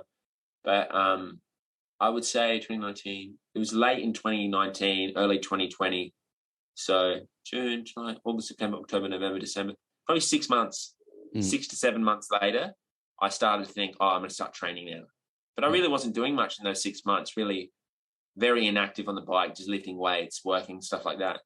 And then I set out on the 24-hour training protocol, which really wasn't a protocol, but that began the new phase of almost a 2-year operation on the 24-hour ride. So now with this 24-hour ride, it's like a different, I could understand it would be a different headspace for you, because it's more so like, okay, this is actually a lot more of a physiological representation, right? It is a mental one as well. Like, obviously, I think everyone listening would be aware that it's to put that pedal down at that same, you know, cadence and power for 24 hours is a monumental, you know, psychological task, mental task. But there's also this physiological metric of being able to hold those watts now for that period of time. And that's probably like a different vulnerability that you're probably feeling, because you're probably like, okay, now I know I have the psychological capacity to handle, you know, all the stuff that comes along with these bike packing races, but now I have to build this, you know, physiological capacity to be able to actually put down the watts that these guys like, you know, Yuri Robic and guys that have literally, like, and Christoph, like, they literally have teams behind them. They've been doing it for dozens of years, you know, guys that have 100 podium wins and all this stuff. Like, you know what I mean? Like, they've had all the, you know what I mean, the training and the FTP and, you know, VO2 max and understanding their, you know, their periodization for every year for this long. And now you're going to be like, I'm going to give this a go. That must have been like a super, regardless of paying attention to all that. I'm sure that was like a vulnerability of being like stepping in there. I don't know why I can't say that word today. I've been punched in the head too many times, but I'm sure that was a step into the kind of like, I'm putting myself out here now. I'm going to try this, and it's going to hurt if I fail. It's going to hurt to feel, It was literally, that's all it was, man. No, and I was really oblivious. And I was really so I did 2 training cycles essentially for it. The first one was really, I didn't want to face that reality. Mm. I didn't want to face the metrics. I didn't want to face any. And I thought, because I didn't need to, mm-hmm. but I was scared. Yeah. I didn't really want to know where I sat. I didn't want to know how much power I could produce. Yeah, I didn't want to know what my heart rate was. Yeah. Because I kind of low key, I think in the back of my mind, felt that, I was scared to find out that I wasn't good enough to be able to do it. Yeah. That's really what I was scared of. So I avoided it completely, which really shot me in the foot in reflection.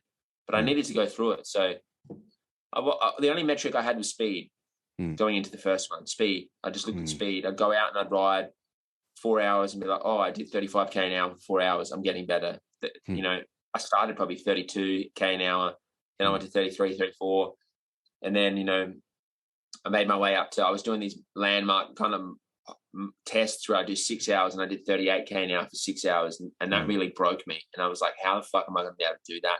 Because at the time I was going for it, the record was still 894 kilometers. Yeah. So when I went out and did 6 hours for 38K, I thought that's enough to break the record, but I've got to do it for another 18 hours. How? And I was broken. But then I thought, you know what? Just keep going. You'll be able to maintain it. Keep going, keep going. And I would do, I'd go up to 8 hours and I did it for 8 hours. And I was like, well, I can't stand up. But that was the same at 6 hours. So then I was like, let me now try and do 10 hours. And then I did 10 hours and then same speed, almost 40K an hour. And I was getting more equipment. So I had a skin suit and a disc wheel at this point. And I kind of was learning about what made you fast. Yeah. But I would be on the floor cramping for like half an hour in that. Literally cramping, like every pedal stroke for like an hour, I'd do a pedal and my legs would cramp. I'd have to stop screaming, a guy trying to get me up off the floor, crazy. And at that point in time, I wasn't facing any metrics other than speed. That's crazy. And I remember and it was really physically, it was debilitating. The training was debilitating because I was not looking at the metrics and I thought I was really training in this insecure way where I was constantly trying to prove it to myself. Yeah. And I didn't know I was doing it, but constantly just going a bit too hard because I low key had this fear that I wasn't good enough. So I was trying to prove it to myself every day, which was making me even more weak, where I was getting even more insecure, which made me try and do it even more, it was this really vicious cycle. Yeah. Benefit from it was my pain threshold just even went higher because I had chronic pain for like a year. I developed this like hip pain in my hip because I was sitting so crooked on the bike because I wasn't giving myself time to recover, and I was just making all these really fucked up actions where I actually just to sit straight on the bike took me about a year to learn because I'd have to put like a noodle on my seat where I'd center my arsehole on this piece of like foam. Yeah. And I felt crooked. Like when I felt the most crooked, I was straight. And when I felt straight, I was riding like this, completely rotated. One quad was double the size of the other quad. One arse wasn't working.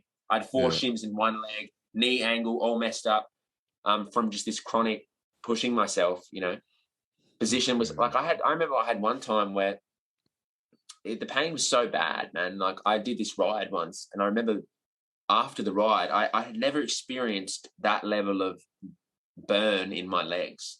Like I was on the floor of the grass out the front of my apartment, literally on the floor, rolling around after a 4-hour ride. It felt like balloons that were going to pop. This deep burn, literally in my quads. I can't describe it. And it was there for about 20 minutes after I couldn't move. Yeah. I was literally grabbing myself like this, moaning because I felt like something inside of my legs was going to explode. And I didn't even know what the fuck it was, man. For 20 minutes on the floor after a 4-hour ride. Yeah. And I had only averaged 35K an hour. Yeah. So that's kind of where it was. Yeah. And then somehow, I don't know how I just told myself, well, you'll be all right. Just, 30K was hard, but now you do 32. You should be okay. You should be okay. Yeah. And then eventually after about a year of that type of training, no coach, nothing. I had made the attempt in Victoria, which went horribly wrong. Which really broke my heart at the time because I remember how much effort I had put into it. Yeah. And it was really hard. That whole event was really difficult for me at the time. But like you said, like the big thing I took from that was it was funny. We'll get on to the next training cycle, but from that training cycle, the key points was I was too scared to face the reality of the metrics of it, that there was a big physiological demand on this, and FDP was going to matter. And, 65% of what your max was something you'd have to know. You would have to know what heart rate you can sit at for that amount of time. You would have to know how much power you're producing. You needed to know these things because you're really walking this fine edge where if you literally push it too far for like an hour, it's the whole thing goes out of whack, you know? And then it was funny. I had to get a power meter and a heart rate monitor to verify the attempt in Victoria. And that was the first time I looked at the metrics. And I didn't look at them in the actual moment. I was just looking at speed, but then I saw the metrics after, and it was really a rude awakening for me when I looked at what had happened in the first 4 hours of that event. It was quite scary because I had got someone to help me. I said, I need help with this. I need someone to coach me. I need someone to actually help. So I got my friend who is a really well-known coach in just road cycling, but knew about ultra. We had spoke on and off for a few years. And I said, I need you to help me. He's like, cool. He's like, send me the data from that first attempt. And I showed him and he told me, he was like, what the fuck were you doing? Like, he was like there was a lot of things that went wrong, right? But like, we had gone from, he was saying to me, the only place I could do the event, because my event, the location I was going to do the event up here in Queensland got cancelled 2 weeks before it was scheduled to go, 2 weeks. They said, you can't do it yet. And to put it in perspective, up here in Queensland, it's the best climate for it. It's high humidity, it's low air pressure, warm, all of these factors that make a big difference that can literally give you half a kilometre to a kilometre speed for the given power. So that went out the window, and I went down to Victoria to Ford. A Ford Motor Company has a testing ground. It's essentially a 5 kilometre velodrome on concrete, which was perfect. I was really excited, but it was freezing, windy and freezing. Every day was windy and freezing down there. And my mate on the phone was saying, the guy who ended up becoming my coach, he's like, I don't know, man. It's going to be very cold. I don't think you understand how much that's going to affect you. We live up here in a tropical high humidity climate. He's like, don't underestimate it. But I was like, no, don't worry about it. I'll be fine, bro. Don't worry about it. And when I went down there, I think that night it got down to about 1 degree.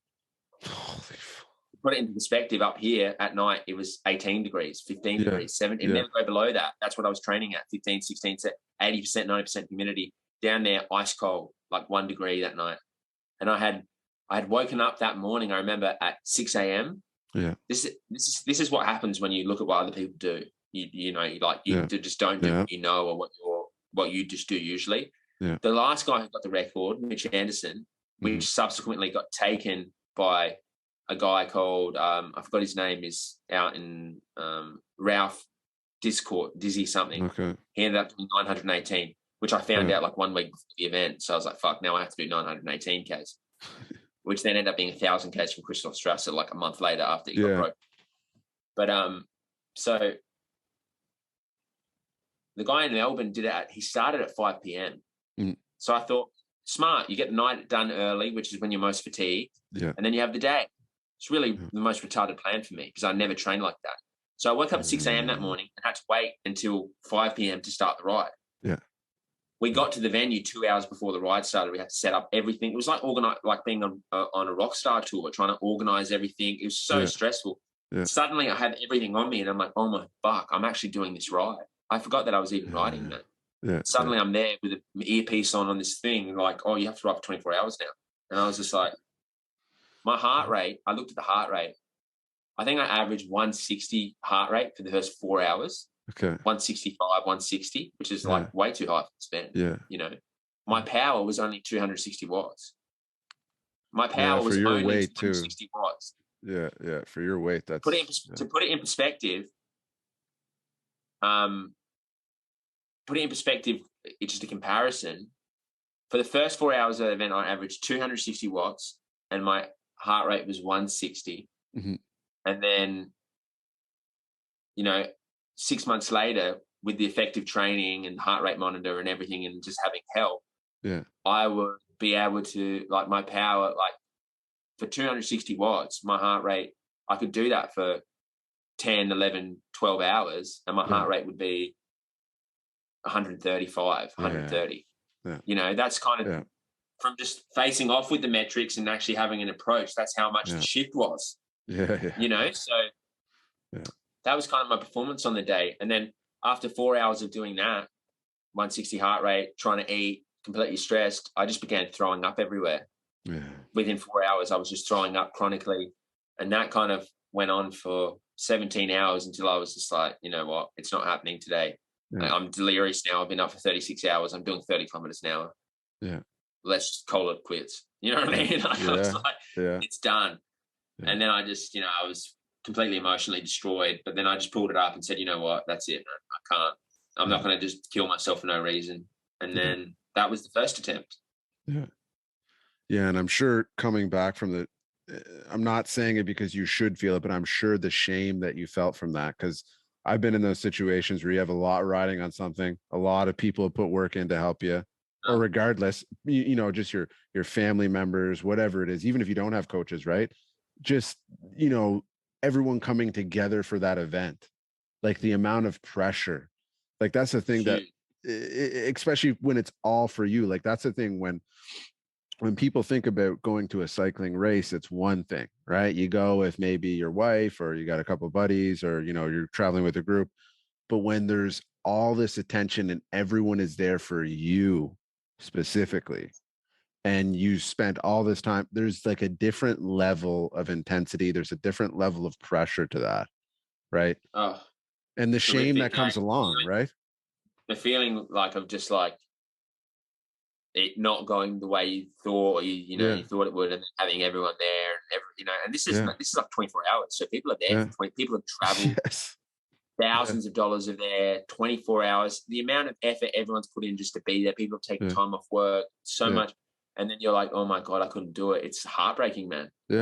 You feel so ashamed. The level of shame, the shame you feel on yourself is like, you don't even want to look at anyone in the eye. You just want to stare at the floor, right? You're just like, oh my god, man, what is this, you know? And it's really, it was quite difficult, you know.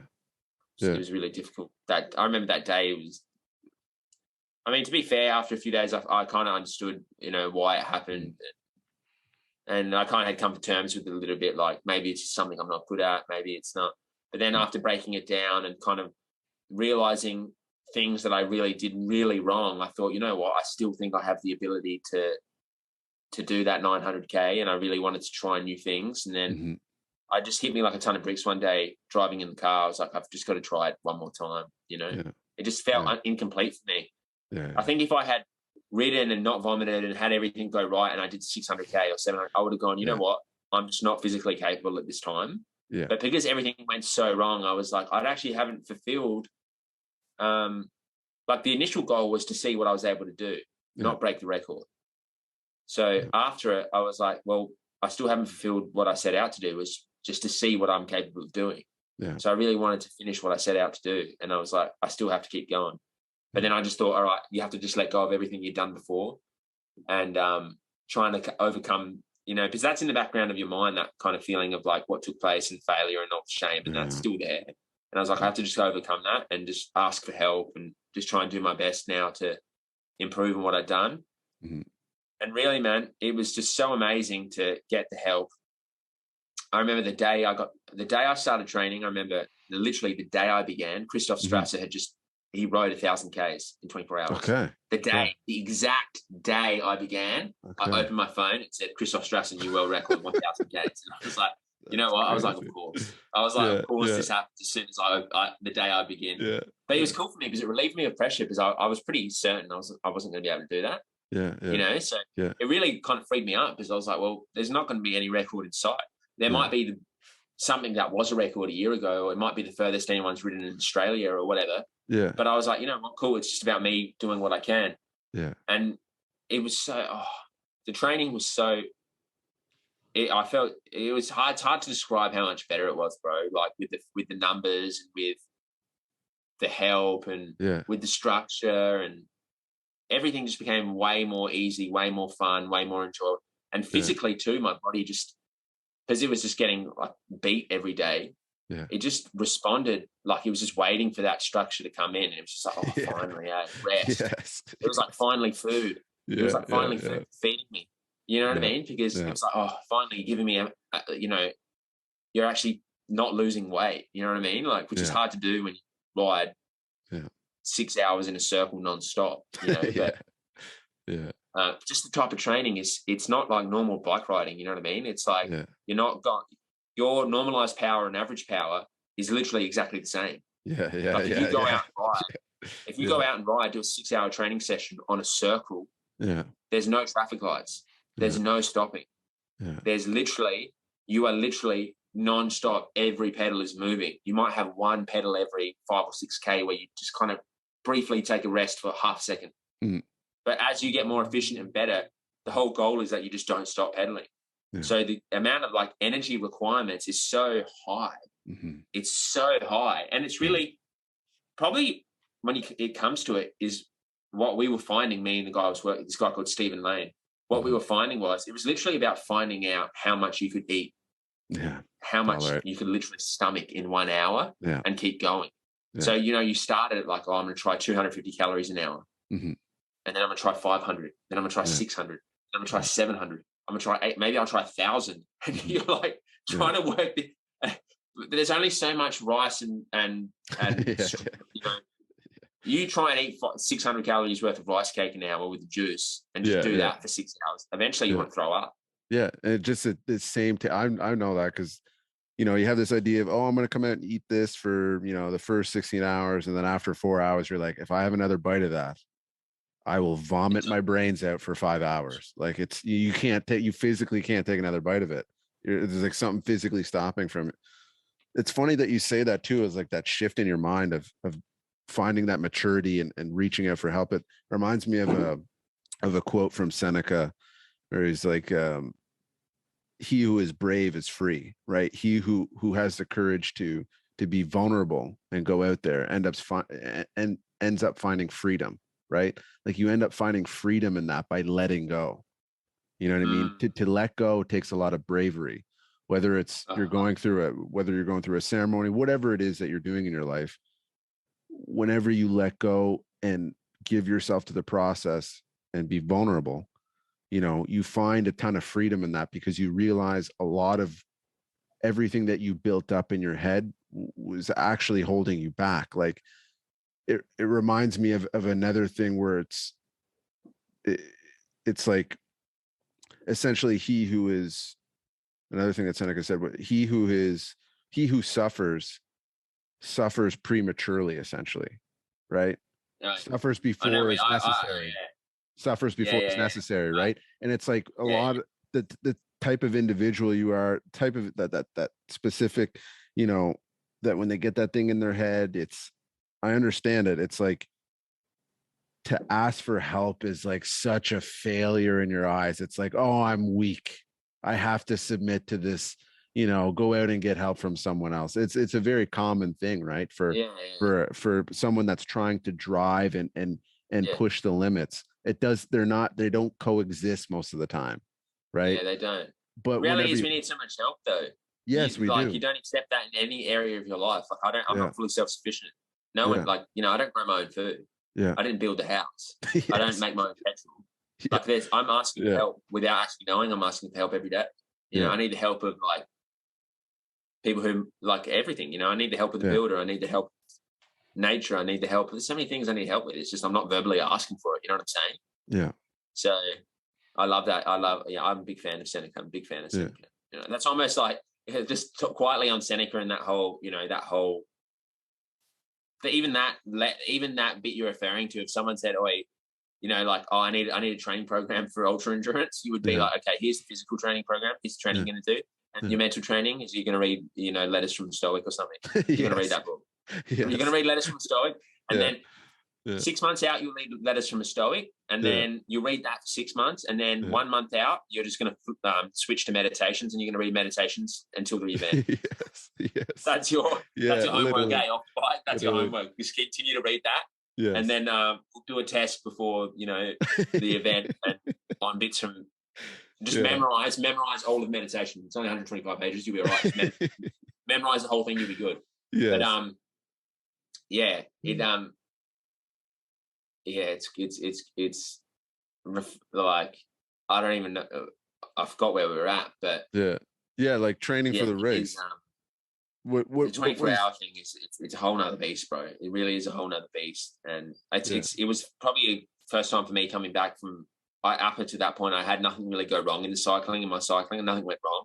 Yeah. So you have this false sense of security within it, and then that all crumbles, and then you're just like, what do I do? You know what I mean? Like, what does this mean to me? Is it important to me? Like, you tell yourself, oh yeah, I don't do this for winning. I don't do this for the clout from others. I don't do this for my position within the movement or whatever.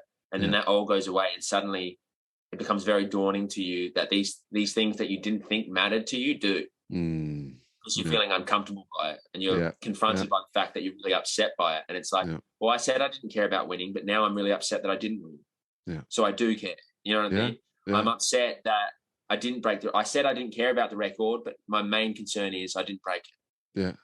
Not that I didn't try it's not that I didn't get the opportunity to do my best. It's that I didn't achieve the record. Like, you know what I mean? You start to, all these uncomfortable truths come up, and you just go, oh my God. Yeah. So it was good for me though, because I was able to recalibrate and go, what's really important here? And then I thought to myself, well, if it's really important, prove it. You're not going to break the record. It's out of sight now. You're not going to do 1,000 Ks. Deal with it. You haven't been training for 20 years or 18 years. There's realities in training that you have to accept. And that's something I had genuinely accepted. Not to say in the future I couldn't do it, but I was pretty sure I wasn't going to be able to average 270 watts for 24 hours. Yeah. You know, I just knew that. So I was like, it was cool for me because I was like, oh, here's another opportunity again. I'm able to prove to myself that what I'm saying is there's a reality in it. There's actual substance in it. Now go prove it. Go invest another 6 months, time, energy, money, effort, and see if what you're saying is real, you know. And you know I knew as soon as I did that, as soon as I made that choice, I knew it was going to work out. It's like, it just made sense to me. I was like, watch I go through this next 6 months, do all the training, and then I'll be able to do the 900 Ks, and it'll just be like, of course it had to happen like that. You know, and that's kind of exactly what happened, man. But I got so much out of that 6 months. It's like, mentally, obviously I got a lot out of that 6 months, but also even just physically, like just having someone help me it just shifted my perspective on training again. And having a power meter, having a heart rate monitor, having all these things and what I really found out then was first cycle, I didn't confront the numbers, and it made me insecure.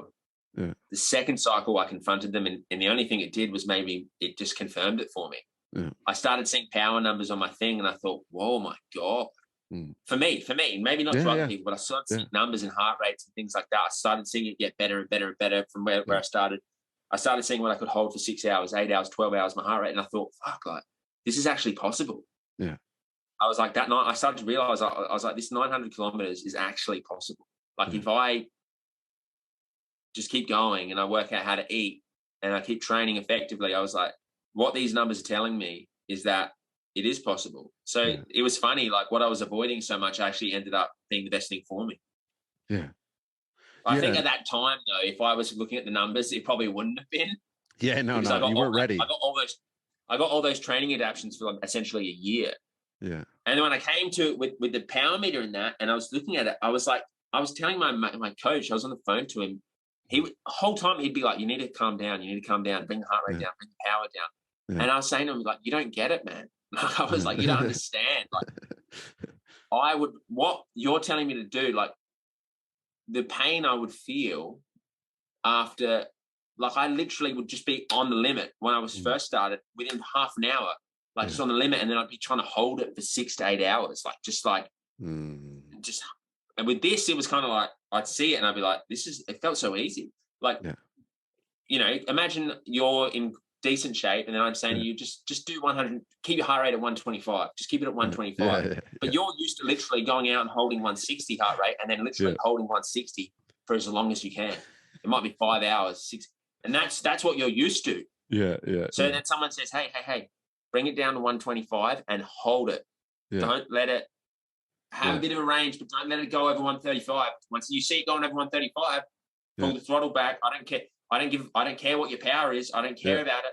Just make sure that it stays under that value. Yeah. And I was like, it was hard for me to learn, you know what I mean? But I started to see after a while the benefits of it. And it was essentially my pain evaporated.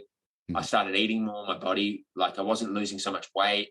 Yeah. I got my power came back. All these beautiful things happened, and it was just great.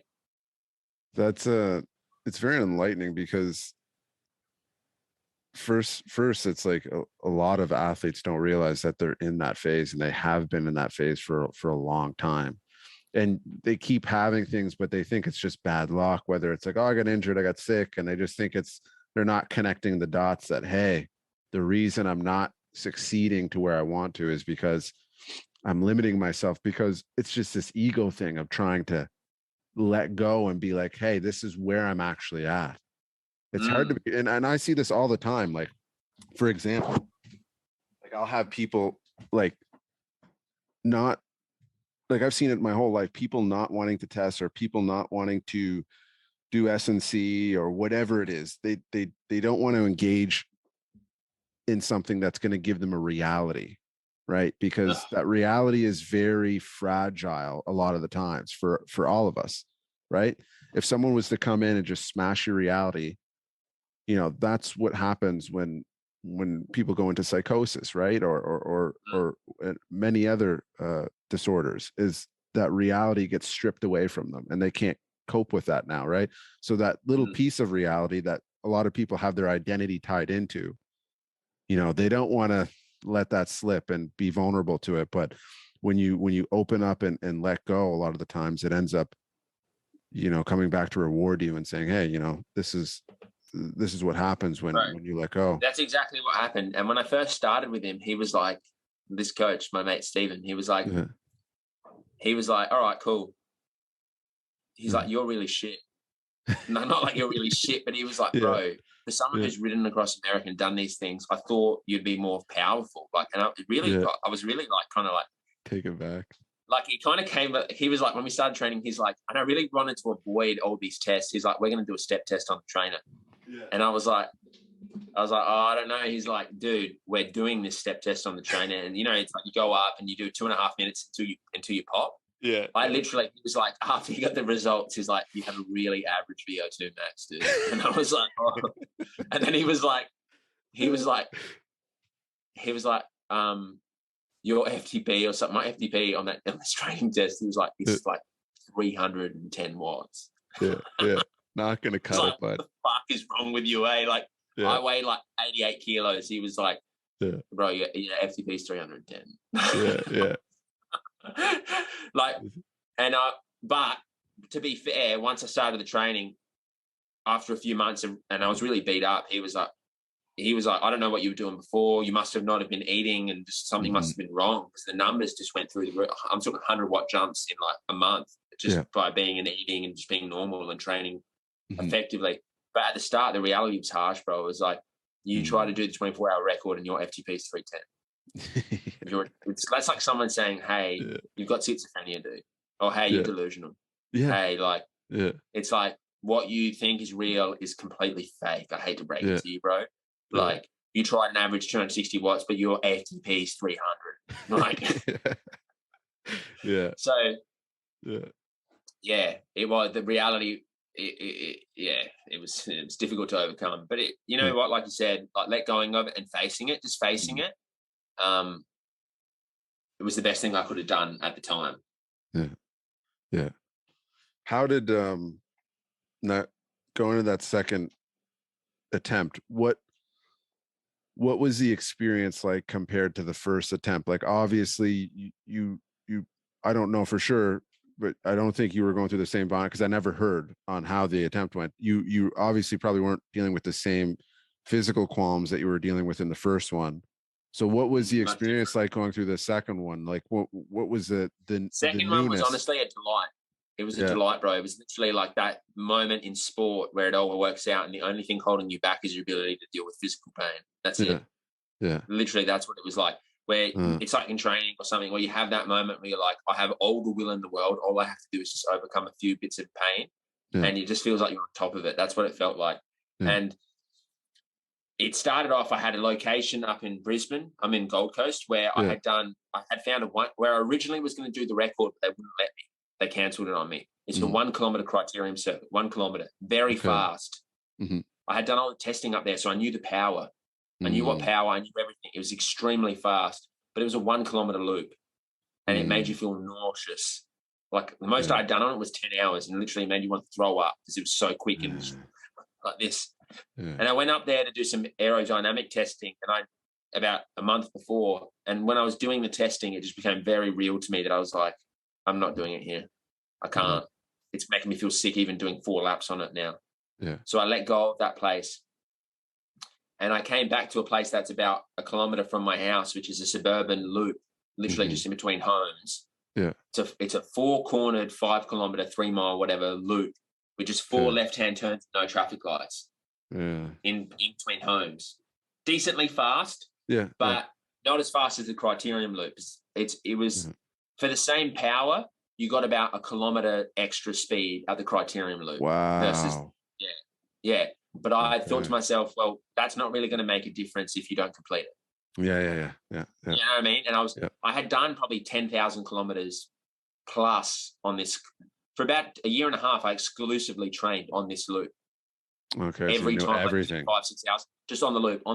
Like I did so many left-hand turns, my left, I was getting body imbalances because I didn't turn right. Like, literally. I literally started getting twisted, bigger obliques, bigger quad. All these things. I started from literally just all the time turning left for like 10, 12, 13, 14,000 Ks of just left-hand turns. That's crazy. But I thought, you know what, I'm comfortable there. And 2 weeks before, my mate did a 24-hour there. He did 600 Ks. And he's not even fit. Like he's fit in like general fairness, concrete. He's fit. But I just thought, I saw how comfortable he was on his like home turf, and we were all there for him, and it was close and it was convenient. And I thought, you know what, these are the things that matters. It's close, it's convenient. Everyone can get there. We can set up. I even know I did so many laps there. I know the locals. You know what I mean? Like I know what time the kids go to school. I know who lives at 146. I know what dog he has. I know what car he has. I know what's in the front yard. I know who pulls out at what time. I know everything about that area. I'm so in, and they know me. So we're all mates. You know? But then what ended up happening was I said, okay, I'm doing that. But we had just missed the best period of weather. So we came out of the perfect still months and we're entering into windy months. And it just so happened that I was done with training, bro. I had done a week where I had built up to this week where I did 6 hours every day on the bike, on that loop. So I did 6 hours, 6 hours, 6 hours, 6 hours. I did 6 sets of 6 hours. All that. So the first day was max effort, max power for 6 hours, which would literally, it's just like you're just on the limit, like for 6 hours, you're like 155 hard, 150 to 6 hours, 300 watts, just going for it, crazy. And then the next day you come back and you do 6 hours at the pace you want to ride. So it was like 260 watts. Next day, same thing, 250 watts. Next day, 250 watts. Next day. Then the last day, the 6th day, is back to max effort. You try and match what you did the first day, which was my first day was like 300 watts, 310 watts or whatever. So now I try and go back to that. And then that's kind of you have to chill out because you're like, I think I'm going to tear my quads. Like I feel something about to tear, Something's going to happen. So, but that week really took it out of me, bro. Like, because it was just like 1,400K, 38 kilometer average for the whole week. Just like it really destroyed me physically. I took about 2 weeks to recover from that. Did a time trial where it was it took me an hour and 15 minutes at like just above my threshold. It was really, I was in good shape. And then I came out to do another training cycle. My coach was like, we're going to do one more cycle, one more big week. I came out, I got a flat tire and I was getting attacked by mosquitoes. And I was trying to change this tire and it's like God was talking to me. I was like, I'm done training, bro. I'm done. My desire, I just knew just by my grip strength, I was like, I have no will to keep training. I was trying to put this tire on and I was like, my fingers were telling me, it's like, bro, we don't even, like, stop playing. You don't even want to change this tire. Like, you don't want to be out.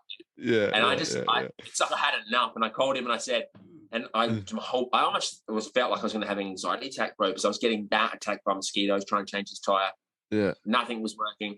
I packed up, I went home, I called him and said, I'm ready to go. I'm not waiting anymore, bro. Yeah. But the weather was completely fucked. So I had to wait 2 weeks.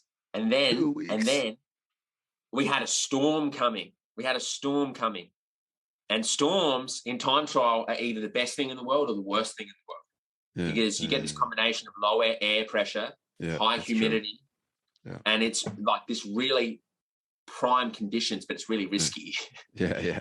And I was like thinking, all right, I'm going to ride in this storm, bro. So the weather was completely fucked, but there was like one day where the air pressure was really low, and I spent all this time investigating, okay, if the air pressure is like 950 and the humidity is at 85% and the wind's here, and I was doing the calculations, how much power would I have to produce? And I just kept having this mate tell me, he's like, bro, he was a world champion on the track. But they control the air pressure on the track. They set the humidity. He was like, look, we really focus on it. It's all controlled, and it makes like a second difference. Is like for you, just go for something just normal, bro. Like just do a normal day. You just want a normal day where it's just normal. Unfortunately, I never had a normal day, and I was ready to go. So the wind, I remember I was on the phone to another friend, and I just said to him, oh man, the only day all my friends could be there to be there for support and actually hand me stuff was a Sunday. And I said, Sunday's the only day, bro. And he was like telling me, he's like, dude, the wind's going to be 27 kilometers an hour on that day. I don't know what that is in miles. Yeah. It's like 16. He's like, it's going to be like, it's going to start. He's like, it's going to be kind of calm in the morning. But then by like 8 or 9 p.m., 10 p.m., it's going to get up to like 20, 25, going to peak at like 27K an hour up until night, and then it'll drop off.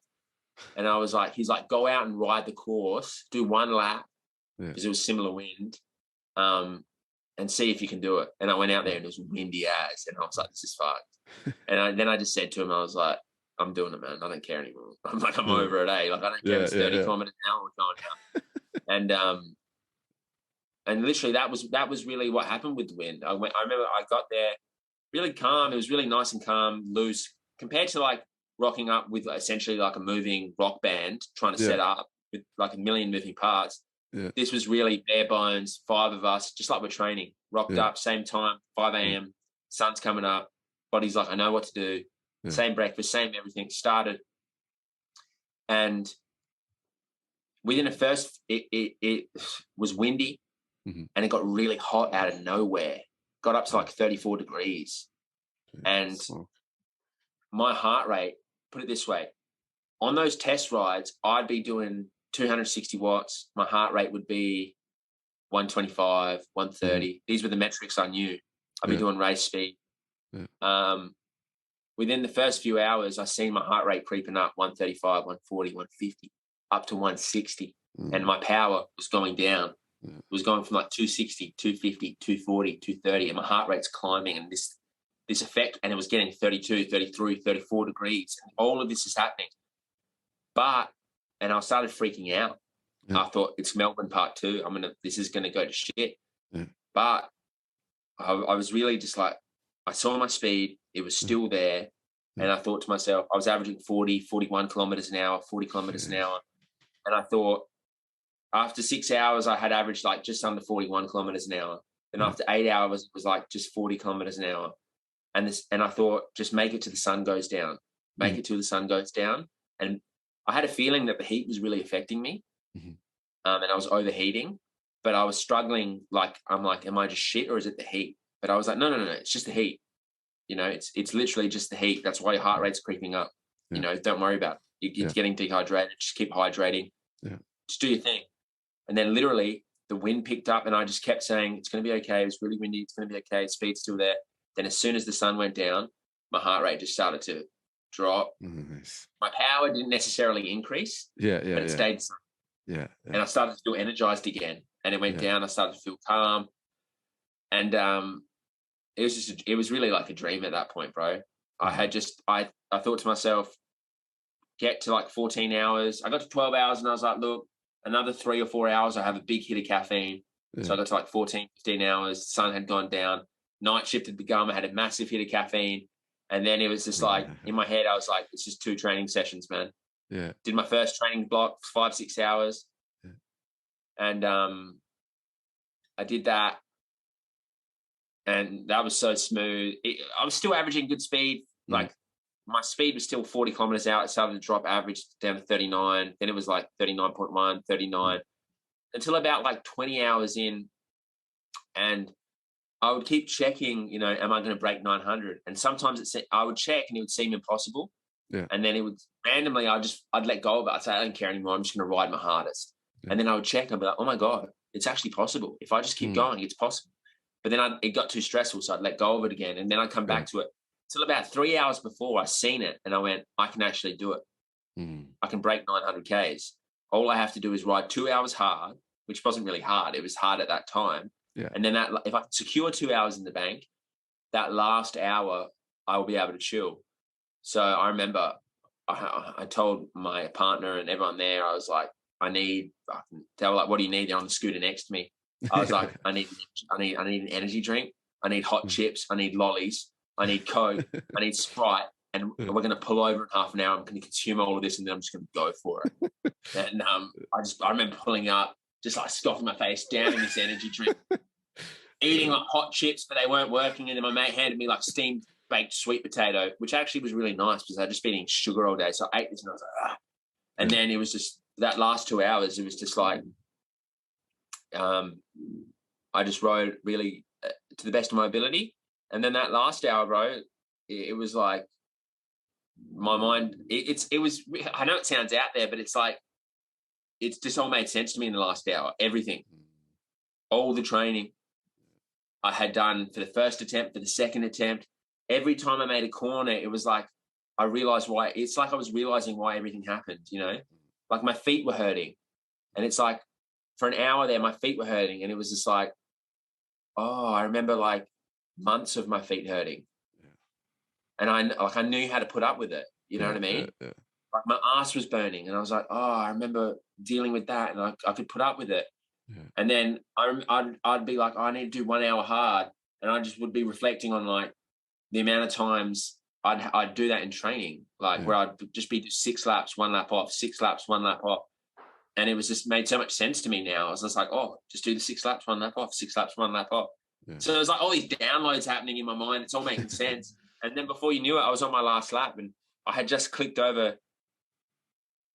See, at the time I thought, oh, like now reflecting on it, I was like, fuck, that's pretty close. Like it's only 4 kilometers over what I wanted to achieve. Like over 24 hours, that's a pretty narrow margin. You know what I mean? Yeah. Just to go 4 kilometers over. It's insane. But it's insane. Yeah, I remember clicking over 900 and I just thought, oh my God. And then pulling up and then it was done, man. Just like that. It's crazy to think like, you know, like there's rare opportunities for things to even go that way in life where you set out for something and your physical capacities match your preparation and match the challenge like almost exactly. Like those moments in life are very rare and a lot of people never get to experience that. You know what I mean? It's like all those little things before just like, you know, kept, like you were saying, they just kept adding to the puzzle, right? And it's like you even think about whatever it is that you're doing, like for example, like you may not even feel physically better or be dealing with things on a physical level. Like you might be feeling the same pain, but the actual mental relief that you get of already having gone through that and there's no unknown, like the amount of energy that the unknown takes from an individual is so much, right? It's so much. So just that little bit is like, yeah, dude, I think that's yeah, like that's crazy. And it goes to show like that's, you know, what you deserve. And one thing you do have to take into consideration, it's like, you know, I've been around people, I've been that person myself, is like, you know, thinking what you've done in the short amount of time, like, you know, you come into the weight room or wherever it is, the training center, the mats or, you know, the track, whatever it is, always take into consideration, like, think about how short of a time that you've actually spent in the process. And I'm not saying that you have, you know what I mean? Like the carryover is insane because no one gets to a point. Like, I don't believe there's any genetic outliers that are like, they just show, like, yeah, there is people that they show up someday and they're talented, But it goes to show, like, when you're talking about going through the sleep, talking about, training, just going up, getting up, training every day. When people go out there and they do something really well and someone says, "Oh, you're athletic." Yeah, you must have been born athletic. It's like, yeah, but you didn't see the amount of hours the kid plays basketball every day when he was, 7. And then he went into soccer, and then he went into all these other, and he might have never been good at any of those sports, but all those little things accumulated. So people look at you and will say, "Oh, he's only been 2 years in the sport." But when you look at the sport that you've chosen, which is ultra endurance, it's not like this. There is a big physical aspect to it, like we've talked, but the amount of years that you've put into understanding the processes in your mind, whether it's, the tangents that you go off in whenever you can't sleep, whether it's getting on to that next set, even though that's physical. People don't understand. Like, when you're one of those people in the gym that is putting yourself through physical torture, that's like, there's people that go in there and they do their sets and reps, but there's people that go through this physical torture every time they enter the gym, and they might think there's no benefit to that. But maybe it's just that you're not doing anything that it's going to show benefit in, or maybe you're not carrying it into the place where you could be carrying it because you're not understanding that. Anyways, it's just, I don't, I don't think it's a coincidence, because I spent a long time thinking about this, because whenever I got into ultra endurance, there was another guy that I heard of, Mike Trevino. And he was like, he had a similar background. He's into power sports, rugby, and he just started smoking everyone and running, like winning these insane races and like running a ton of them. And he went out and did RAM his first year and came second against Yuri Robic. Right. And, or maybe it was his second year or something, like, just insane. Like, the guy doesn't even really spend that much time on a bike, and people are like, "Oh, how did he do it? He's a talent." But when you think about the amount of years that he spent, it wasn't like some coincidence. And I spent a long time thinking about this stuff. And I think it's just like, it all adds to the piece of the puzzle, man. Like, everything you've done. There's no coincidence. And when I was younger, I was always, because I was, I was the person, if someone asked me when I was younger, "How long you been training?" I've been training for 4 years or whatever. I'd be like, "Oh yeah, 2 years." I'd always be like downplaying how long I trained, because I didn't, and it was just some sort of phenomena. I'd be like, I didn't want to actually say how long, because I wasn't kind of confident where I was at, and I was kind of insecure about it. But I know that's a bit of a side note, but as you say, like, specifically within the cycling, it's not that much time, but you see the benefit of everything that accumulates over time. And I was never I wasn't an athletic child or anything like that, but I was always getting around sport. I was always trying to be involved in sport. I was always lifting weights. All of these things have massive benefits, especially, and then also to endurance. I think the popularity of endurance too is the things that you need, like the requirements you need to get involved. It's just like life in a way is endurance. Yeah. Like, it speaks to everyone. Literally, it really does. So that's why I think, even just on a genetic standpoint, like, it's like the bare minimum you need to get involved is just be a human being. Yeah. We're not saying you need to be able to run 12-second 100-meter sprints. We're like, okay, cool. This is a sport called endurance. The only requirement is you're a human being. Cool, get involved.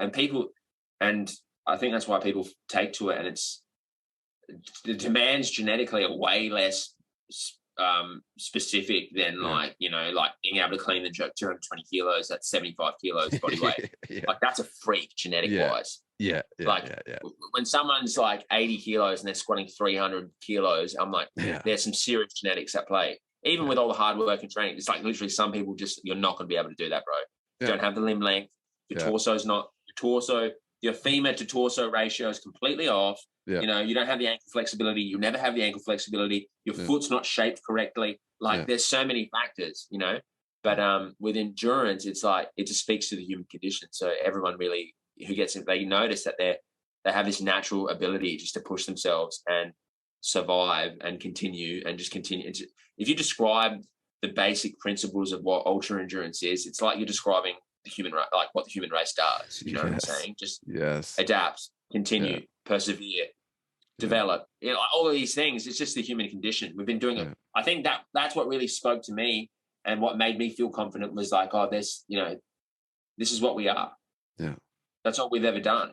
Yeah, it's all we've ever done. So in a way, I feel professional at it. Yeah, without having to write or anything. I feel as a human being, just professional at endurance, but not any more than anyone else. The only difference is that I felt like I became aware of the reality of that. Yeah. All I did was become aware of the innate capacity within myself to endure. Yeah. That's it. Yeah. Nothing else. That was massive for me. That was probably one of the biggest things for me, was just realizing that aspect of it. And more so, yeah, bro, like that was huge for me. Just a lot, those realizations of being a human and enduring, and the nature of my mind, and not just my mind, the nature of everyone's kind of a collective mind that we share together. Like the processes of my mind, what I was going through, I noticed that everyone else would have the same thing. You know, everyone else was sharing collectively similar processes in their own head. And just the ability for your mind to be able to overcome these things. I know it sounds very cliche, but really, like, just its innate ability to overcome obstacles became very clear to me. You know, and just the lack of, what I really took from it was my relationship to my relationship to life, in the sense that what I would used to think was bad and good, I used to really think was objectively existing out there in the world. I really thought it was. And don't get me wrong, like I think it does to a degree, but specifically in endurance, like I noticed that these situations were just situations. That's all they were. The situation wasn't bad or good. Like, you know, the road wasn't saying to me, I'm a bad road, I'm a bad road. Like, the tarmac literally wasn't saying, I'm a bad road, and the badness exists within the fibers, the tarmac itself. No, I was imputing on the road that it was bad. You know, like these were designations I was giving to the situation, you know. And once I realized that mechanism I was doing all the time in endurance, I was like, whoa, I have the ability. They don't actually exist. I'm the one who's creating them. I'm the one who's saying that's bad, that's good, this is right, that's wrong, I shouldn't. You know, I was the one giving these designations to situations that were causing me pain, because if it was bad, I was sad. If it was good, I was happy. So deconstructing that in endurance really helped me, and learning that is something, and just understanding that process is really one of the biggest benefits for me, that I noticed my own judgment, the power of my own judgment. I learned that through sport. How much my judgment affects me every day by going bad, good, shouldn't. I really saw that clearly laid out in situations, and how that made me feel. And then just learning how to deal with, like, learning that process, and unlearning the immediate good, bad, shouldn't, and just designating good and bad to every situation. And then learning how to be more equal and find some sort of equilibrium through all of that. Oh, it's probably the biggest gift endurance ever given me. The writing's kind of irrelevant. The writing is really irrelevant to me versus that. You know, that's really the nugget. That's what I love about it. The writing is just kind of a tool that helped me find that out. You know what I mean? Yeah. Like if the writing was like a little chisel, that's like the chisel that helped me get to the goal. You know what I mean? And I was like, fuck, I've got to use this thing. Just something in my life. I'm sure everyone has it in their own life in different sports and whatever. It's just what in my existence, came across that was like, okay, let me just do this, and then I would get these little nuggets of gold, and I'd be like, oh, wow, like this is amazing. You know what I mean? So that's what I took from writing the most, is the way my own mind, the way it operates, understanding it, and how it affects my daily reality every day. That's super powerful, because when you think about the process of, you know, whether it's a monk, or like you think about eating rice 3 times a day, sleeping on a wooden pillow, taking your vows, you know, they're essentially, the whole thing is trying to find this detachment and peel back the layers of essentially this story we tell ourselves, right? Of, you know, if someone was just to come to you today, anyone that's listening, and just strip away every single memory you've had of anything you've done, taken away anything you've been good at, anything you've sucked at, who would you be? You know, who are you at its core? You know what I mean? When you strip away everything else and you're left with nothing, you just show up at a door to some person with nothing. You don't have a name. You're just a human being. What are you? I mean, it sounds a lot like that's what you're getting at. You're finding this detachment of just being a human. And when you look at people that have gone through crazy experience, like someone like reading about some of these people that grow up and, into slave families and they're being whipped every day and they come out and that's their normal reality. That's their baseline. Right. And, it's, and it's like, it's just all a just different torqued center of what normal is. And when you can detach from what normal is, you start to, just like we talked about in the beginning, we got about it, everything, like when you're ignorant to what it is that you're getting yourself into, there's this elevated ability to endure, right? And in some sense, right? Because you don't have this baggage that's carried with you. Yeah, you don't have big or small, good or bad, slow or fast. It's all baggage. They're all just ideas. They're just they're just in your head. Yeah. Really, yeah. I mean, there's no objectively like what you might think is big and I think is big is two different realities. Someone says 500 k's down the bike's a lot. Yeah. Is that an objective thing? Yeah. No. Yeah. It's not. Yeah. And that's what I realized in my writing was like, there might be a kind of consensus in the community. Yeah. But it's not objective. It's not like 500k is a lot. To me, it might be nothing. I'm not saying it is. It's definitely not nothing. But I was just be like, I wouldn't look at it like big. Yeah. I'd just be like, it's just 500k. Yeah. There's no story to it. There's no big or small. It's just 500. It is 500k. Not even just. It's 500k or it's 600k. It's not like, wow, that's huge. Wow, that's small. Wow, it's this. Wow, it's that. It's 600k. It's just, it really ultra endurance really. I think the essence of it, man, is that it's so many contact hours with your own mind. It's so many contact hours with your own mind, and you're bound to make discoveries about how your mind operates when you're spending. It's like you're like essentially like a scientist, you know what I mean? Observing your own space of your mind for hundreds of hours at a time, And if you're going to put that much attention and light and focus onto something and observe it, you're bound to find something, You're literally bound to find something or make discoveries about the way you operate, And I think that's what's it really feels like ultra endurance is really the science of mind. And for me, it feels like the science of mind. You know what I mean? Like you make these adjustments and you make these experiments, at least mentally, and okay, what if I think like this? How does that affect me? What if I do this? What if I do that? What if I do that? And a lot of the stuff you start off with, for example, meditation's a really clear one. You start like, if someone's, you can really approach it from this perspective and say, you know what, you're an athlete. You want to do better? Well, they've shown that 20 minutes of mindfulness meditation every day will improve your performance. So you kind of set up with that intention and go, let me do this technique or let me do this and see what happens. But the great thing about it is you start like that but as you continue and you progress on, you start to realize it doesn't become the point anymore. You don't continue to meditate to improve your performance. If anything, it helps you let go of your performance. It really does. You really stop caring. You're like, it's like, I started with 20 minutes, I went to 25, and now I don't even give a fuck anymore about my performance. You know what I mean? I've realized that I put all this pressure on myself for no reason. Exactly. Or I've realized that my sense of self isn't dependent on how many kilometers I do per day. So there's all these great things that I think there's all these great things that come about from just spending that much time with yourself, and so many problems get resolved from spending that much time with yourself.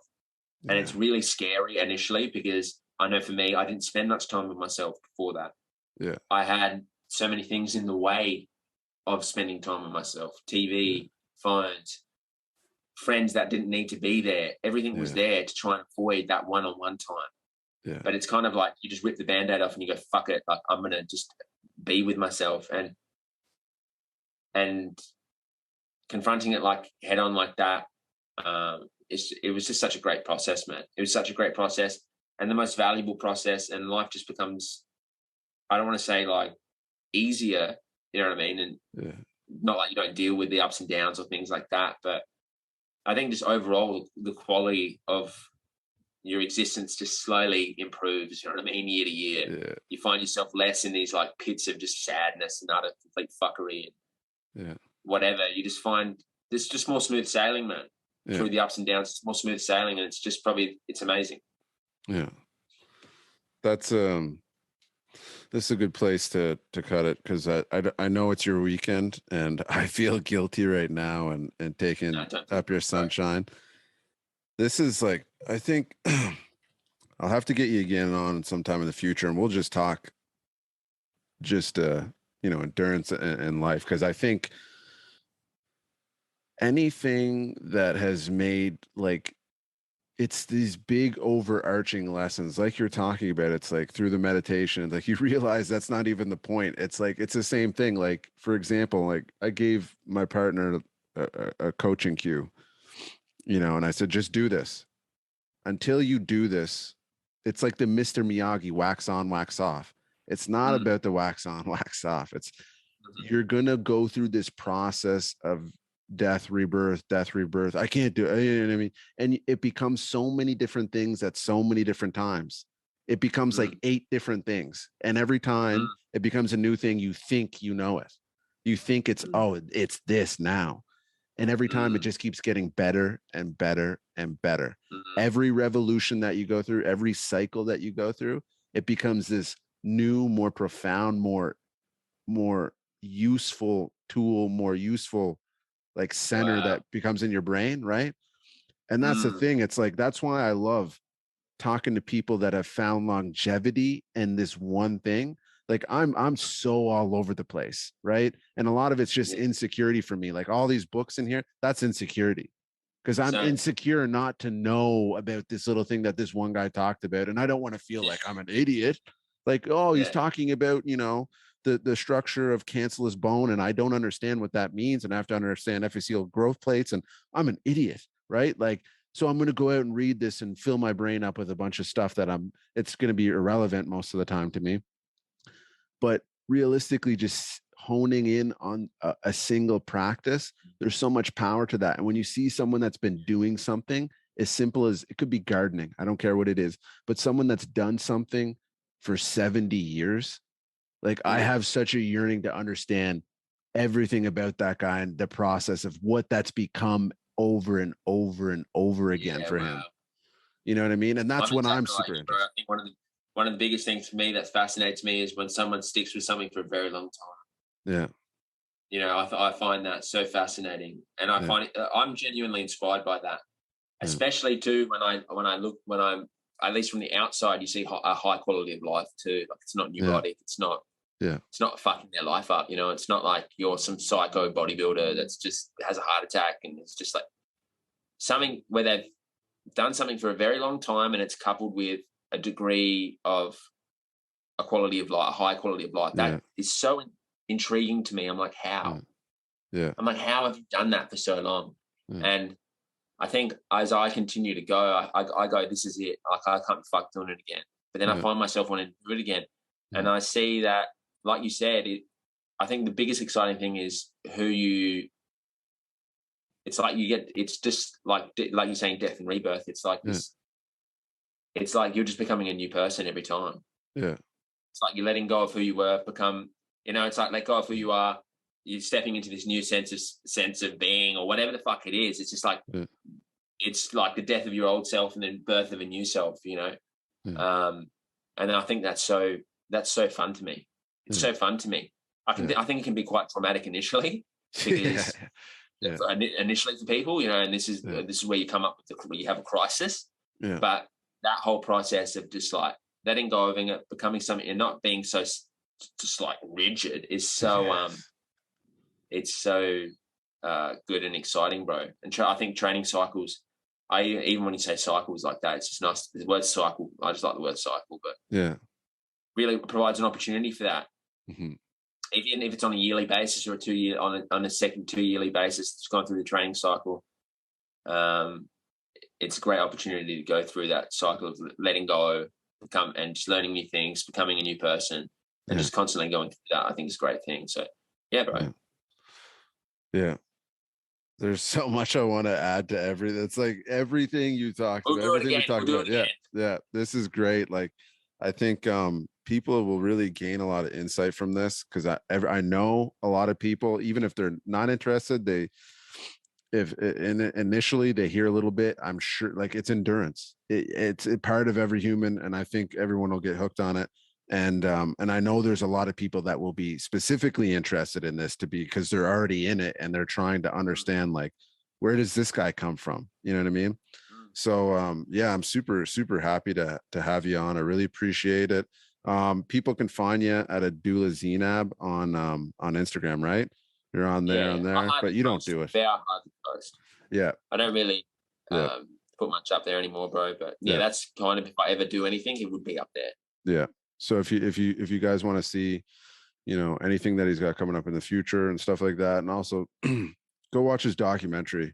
Just a great documentary. Just the humanity of it, just the humanness of the documentary. I think people will gain a ton from that. So we'll catch you later, folks.